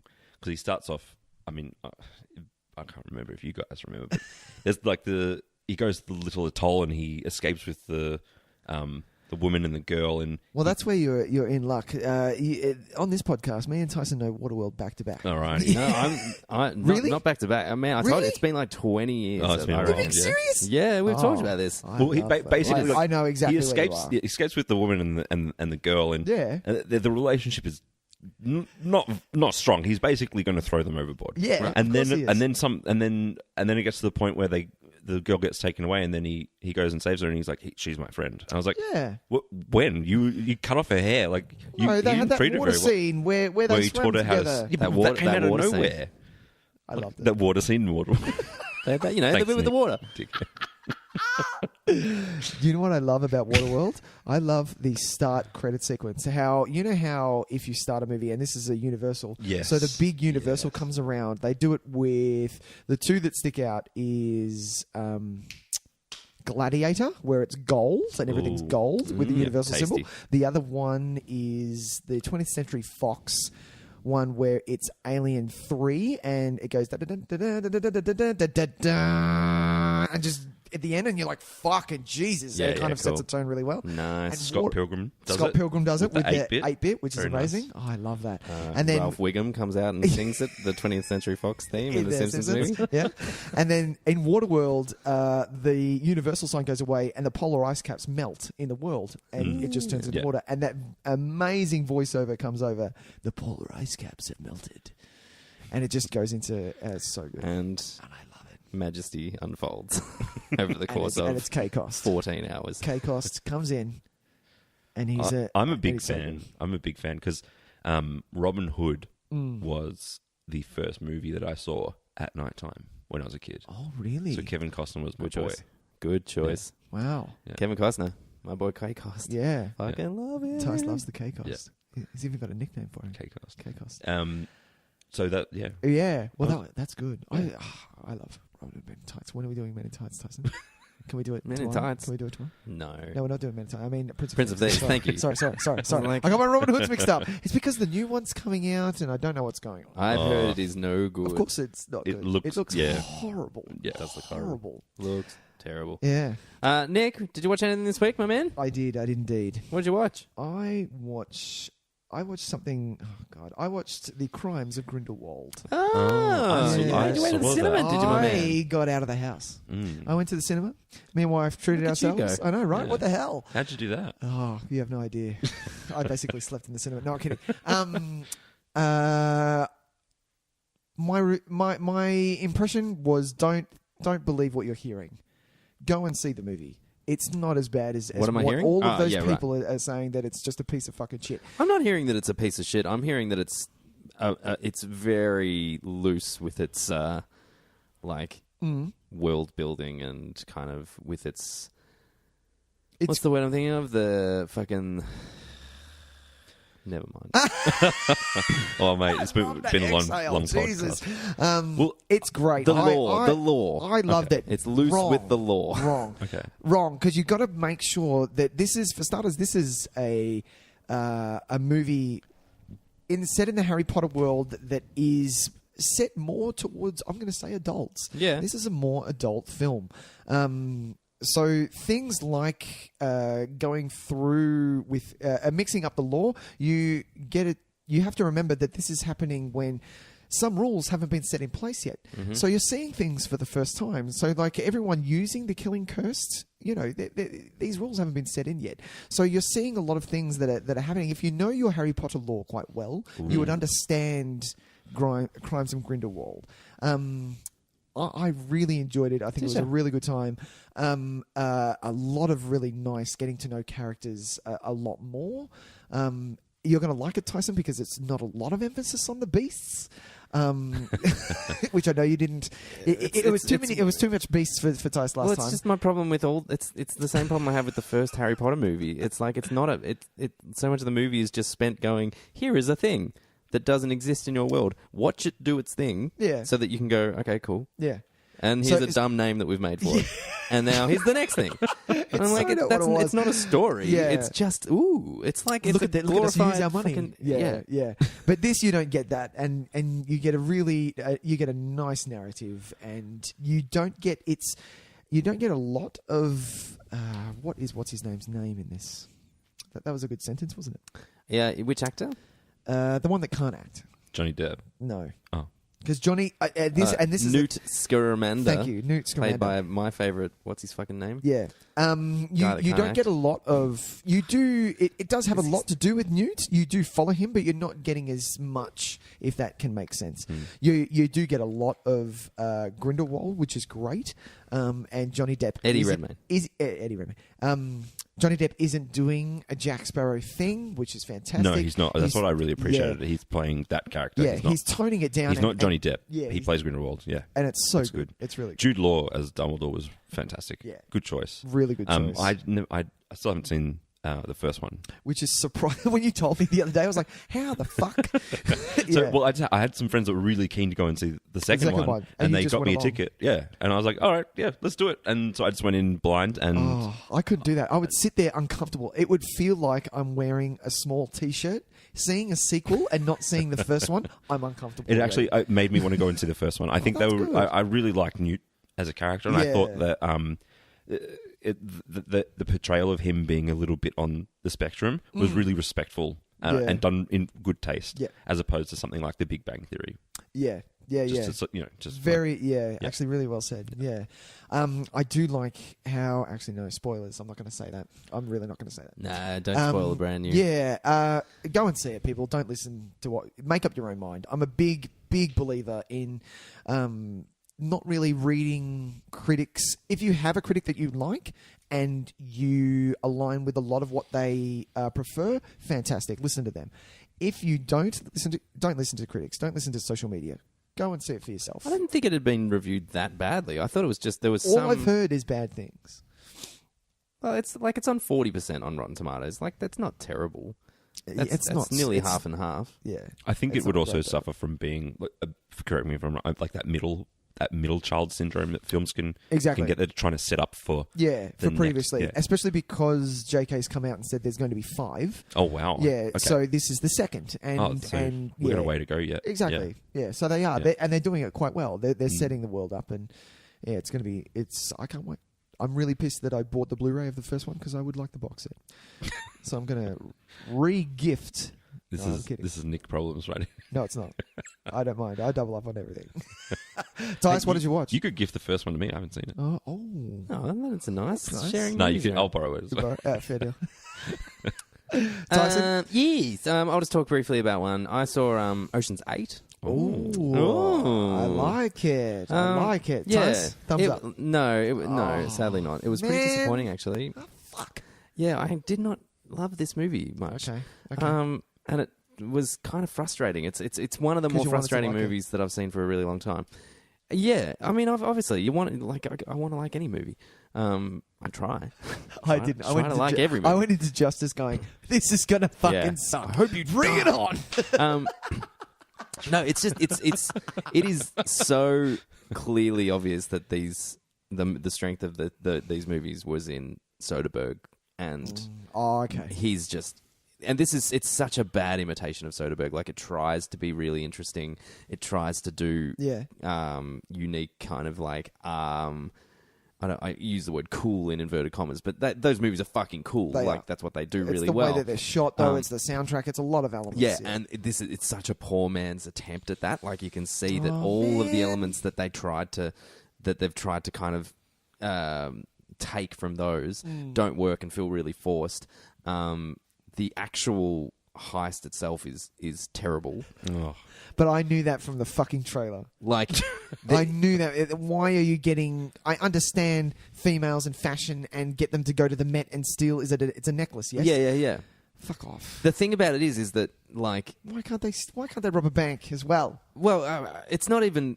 Whatever the actual thing is, it's all a MacGuffin. It doesn't matter. Yeah. But you're talking about the intricacies of the heist. Intricacies of it. So those step by step little moments that we would watch in the Ocean's movies, the other ones, and you would kind of, as it got revealed, you'd be like, okay, cool. That all makes sense. That was really clever. Well, that really worked on that. Blah blah blah. This has so many that are purely on like happenstance. Like, it is so amazing how they got away with this, because none of it feels like really well planned. It feels so accidental, and there are obviously 8 of them, and there are at least 4 of them that serve no purpose whatsoever, and just aren't utilized at all. Could be anybody. Like, they had such specific skills in the first one. I don't know. This might be getting into some like really serious, like, political stuff that you might not want to get into. No, seriously, because we could talk probably for an hour about it. Well, it's probably something similar that we've spoken about when we've talked about this movie. It's like, can't they produce something that's organic with an all-female cast instead of trying to force something through and making something that's just shit, a derivative of something else? Yeah, because 100%. Doesn't that take away, like... That's almost a slap in the face of what they're actually doing. Well, there's no reason why you can't have a great heist film entirely cast with women. Yeah, like, great idea. Yeah, do it. And by associating it with this already established franchise, you're building expectations that you may not be able to live up to, and that's not even their fault. To me, it's Gary Ross's fault, man. I don't particularly. I've never liked him much as a director. I think probably the only real decent movie he's made is Pleasantville. Yeah, that's a good flick. But like, I just think about in Ghostbusters. Like, Ghostbusters was a wasted opportunity as well. Yes, it's like you could the IP that you had, you could have done amazing things, and it's got nothing to do with the actresses involved. No. Four of my favourite actresses. Exactly. Like, incredibly funny actresses. It makes me really angry and really upset that we have these great opportunities and people are doing this. Yeah, I agree. And look, it was so funny because I was watching it and I actually felt that it was so plain, like the direction and stuff like that. Like, it was just, I just wanted him to try and do anything. Just do something, because you have so... They're trying to play safe. That's the problem, is that they're trying to push they're not something. Taking risks. No, not at all. Because they don't believe... They don't have the belief, they don't have the conviction. But it's also they're very scared because they think that females aren't going to make bank. Yeah. That's the other thing as well. Yeah. And that's why they're using these known strong IPs. Yeah. And it's And The Heat, if you have a look, I love that I go back to The Heat, but only because I know so much about it. It made so much. It blew it out of the fucking water. Yeah. Everyone went and saw The Heat. Paul Feig is a good director. I would like to think so. I mean, he's had a few kind of dodgy ones. But what happened to... But yeah, it's unfortunately it tries too hard and comes up really short. Yep. It leaves way too many opportunities begging. It's really not shot well. It's some of the most uninspired photography I've seen in a really long time. There are scenes where you are just like, this is an ugly movie, like, to look at. It is horrendous. And for me, if you say, "Oh, how good's Ocean's 11?" the first thing I think of is how well it's shot. Yeah, exactly. And so you that is part of the baggage of an Ocean's movie, man. If you're not going to give me an Ocean's movie that is a visually stylish experience, what are you doing? Yeah. And I just think the cast was wasted. I think there's like Sandra Bullock's always excellent. I really she's one of my all-time favorites. Cate Blanchett's great. Helena Bonham Carter is actually really, really funny in it and does exceptionally good work. How was Rihanna? She's fine. She's fine. She doesn't need to be there. Though. Yeah. Like she's like the computer whiz kid genius thing, and like she turns off some lights at a point, like or she sucks down a grid for a second. Like it's kind of like okay. Was it with a pinch? Something. Yeah. Exactly. Mindy Kaling she's kind of useful, which is great, and she, what's her name? Mindy Kaling. Like, actually, Cate Blanchett is an example of someone that's actually useless in the movie, but is still an engaging enough personality, performer. Doesn't she play the Rusty? Well, the essentially the rusty yeah. part, but it could have been anyone, really. The rusty part. Sorry. Yeah, look, I think genuinely it's a disappointment. Damn it. I'm still, you know what? I'm still going to watch it. Watch it, because you might... Anne Hathaway actually is also very funny in it, and does some really cool stuff. And provides one of the true only... legitimate surprises in the film. Wow. Yeah, it's just it was disappointing, and it was hard work. Yeah. Oh, which is a real bummer. Real bummer. Anyway, so to end on that fucking note. No, we're not ending on that note. No. Now we're going to do a segment we haven't done in quite a while. Because we haven't had a guest for a little while, Nicholas. I know, right? It's very exciting. Thank God. And that segment is called Grillin The Guest. Dun, dun, dun, dun. Sorry, I picked a key that was way too high, and I forced you up there with me. But I made it. Thank you made goodness. it work. So this is a segment where we basically, in rapid fire succession, we're going to give Leon 2 choices. Let's do it. You have no time to think. It needs to be knee-jerk reactions. You're going to tell us exactly what you like and don't like. Where you're drawn. What choice do you make? Where you're drawn to without thinking. All right. Now we're gonna start the timer, because for some reason this has a timer attached to it. Oh, that's right. You start a time. But I realised that time is irrelevant to this, but it's just something we do now. That's so true, there's yeah. a ticking time bomb behind this. Oh, mate, I'm stressed out. I bet. Well, you don't need to do that, because I wanted to try. I wanted to try. Are you going first or am I? Well, let's go. We'll count down so we can start. Okay, ready? 3. Are you going 2, first or am I? You go first. Okay, thank you. 1, go. Scorsese or Spielberg? Scorsese. Alien or Predator? Alien. Stallone or Schwarzenegger? Schwarzenegger. Lion King or Beauty and the Beast? Lion King. Judi Dench or Helen Mirren? Judi Dench. Burton's Batman or Donner's Superman? Batman. Had to think. Star Wars or Star Trek? Star Wars. Replicant or not a replicant? Ooh, has he seen Blade? Have you seen Blade Runner? Yeah. Oh, I thought we were referring to your trailer. I was like, Keanu Reeves? Replicant. Okay. Ooh, Gene Kelly or Fred Astaire? Gene Kelly. He's a 3-way. Freddy Krueger, Jason Voorhees, or Michael Myers? Freddy. Oh, nice. Pacino or De Niro? Pacino. Ooh. Labyrinth or The Dark Crystal? Dark Crystal. DC or Marvel? Oh, I want it to be DC, but it's Marvel. Really Marvel. Team Cap or Team Iron Man? Iron Man. Oh, Iron Man. Bill Pullman or Bill Paxton? Bill Paxton. Hey! Bill Paxton, the man, R.I.P. Yeah. That's a lot of fun, that game. I do enjoy it. I like that game as well. That's fun. Did I like putting pick people... Team Iron Man? Yeah. Why not? I don't think anyone ever think we picks can Team talk Iron to Man. you. I can't talk to you anymore. Spider-Man is on Team Iron Man. I don't give a shit. It's a good You're point. signing the Accords? What are you talking about? Are you signing the Accords as well? No. I'm against the Accords. Good Lord, who am I sitting with? I'd love to have like a legitimate Cap serious... was America's just being a bit of a bitch. Come on. Are you being serious? Bitch. Not really. Damn it. I'm just annoying you. It's great. It'd be great to have like a legitimate political debate about the fucking what was it? What was the name of the place? The Geneva? No. Conventions? The Accords. It was based on the made up place from Versailles? Age of Ultron. I don't know.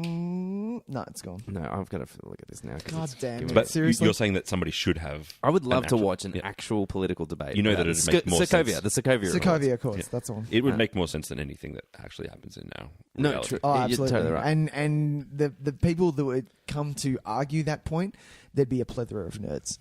Oh. That would be huge. You're a nerd for plethora saying of plethora. nerds. Yeah. Yeah. It's a good word, though. Thank you. And I know what it means. Yeah. Well, that's going to wrap us up, ladies and gentlemen. Leon, thanks for coming Thanks in. for coming in, Hey, Leon. thanks for having me, guys. No, That was a lot of anytime, fun. man. We'd love to have you Seriously. back again We'll have to sometime do real showgirls. soon. Definitely going to have you back. This was way too much fun not to. Exactly Yeah. right. Exactly Maybe right. we'll do fucking Showgirls. Wow. Actually, maybe we'll just do Showgirls. Nicholas has to stop. Watch what he's saying. Oh, it's late. We don't know what we're doing next week, Nick. But you know what? Well- It begins next week. It's our December special. Our Not Quite Christmas Movies month. It is not quite Christmas movies month. We will be so- starting watching Christmas films. I feel like we've just finished horror films. I know, right? It's because we watched so much Saw. Anyway. So many Saw movies. Okay. But we don't know exactly what we're going to do yet. We But don't. having said that, there is still time. If you have a request that you'd like to see any particular movie you'd like us to talk about that is a not quite Christmas movie. Just has Christmas in it. Yeah, exactly. Yeah. It can be a full-time favorite, Christmas movie. Favorite Christmas film just comes to their bat? Oh, it's Just going to be comes along? Home Alone or Die Hard. It's going to be one of them. One of those See, two. both Yeah. perfect examples of not quite Christmas movies. Exactly. Where Fuck, I Christmas love Home isn't Alone. the feature. Like we're not talking about. It's not. We're not talking about Santa, Yeah. but Although- presents are given. I've heard that Netflix Oh. a Christmas movie with Kurt Russell playing Santa Oh, Claus. Jesus Christ. Heard it's terrible. Oh, you're not going to make me watch Which is this. really today. disappointing. Okay. Well, I'm maybe glad. we should I watch like No, Kurt, I'd though. rather I like not. Kurt Russell. Oh, who doesn't fucking like Kurt Russell? I know, right? I want to see him play Santa Claus desperately. He Like, looks great. desperately. He really looks great. Anyway, so you still have time. If you have a request, if you have a particular movie, what is your Christmas tradition movie? Even if it's something that just no Yeah. matter what, every Christmas you watch that. Mine was Love Actually. It isn't anymore because of last year's 'Cause you've episode moved on, on it. 'cause you And got- I'm you like, got wise. wow, this is actually quite bad against women. And I'm like, yeah, I can't watch this anymore. Um, I'm just going to give it a couple more years. couple more watches. Yeah, no more years. Oh, and yeah, then yeah. I'll watch it again. And then it's all fine again. It's fine. I feel But yeah, other than that, Nick, why don't you tell the people where they can find our little Well, show? ladies and gentlemen, thank you so much for joining in on our podcast. We are everywhere, apart from some places, but that doesn't matter. You can get us on iTunes, Stitcher, That's one. TuneIn Yes. Radio. Yes. What's the one that I podcast? Podbean. We're on Podbean. Podbean, Overcast. Overcast. And the one that I look up is Pocket Casts. And the Pocket main Casts. one you want to look up But is... now the special one that you want to get your hands on is Radio Public. Radio Public, which is a wonderful service that is providing money for your podcast producers. So if you've got a little show that you really love to listen to and you want to find a way that you want to support them, listen to them on Radio Public, Yep. and that way they will get some money. So if you do happen to listen to our show, we are a small show. We don't have any kind of sponsorship or anything like that. So if you want to find a way to support us without actually having to put any of your own money into that, Yeah. because we would hate to ask that of you, because And all you have what to are we do gonna is give just you, really? subscribe. All you have to do is subscribe. All you got to do is subscribe Hit the on subscribe Radio button. Public, and you'll be doing us a massive solid. And that's Radio Public. Other than that, you can join us on any social media platform, that is Facebook, Twitter, and Instagram. We do have a YouTube page. Troll the shit out of it if you like. Go for it. But apart from that, And stay tuned to the social medias to find out what our first Not Quite Christmas movie special is going to be. we've already done Gremlins, haven't we? Yeah, we did Gremlins last Can we do year. it again? Maybe. Okay, cool. Should we do the new batch? Is that a Christmas? No, is it's that not a Christmas? Gremlins No, too. it's not. Bummer. I love New Batch. All right. All right. Thanks, Leon. Thanks, guys. Bye, Leon. Ciao. Bye. Bye, Tash. Bye, Nick. Bye. Bye.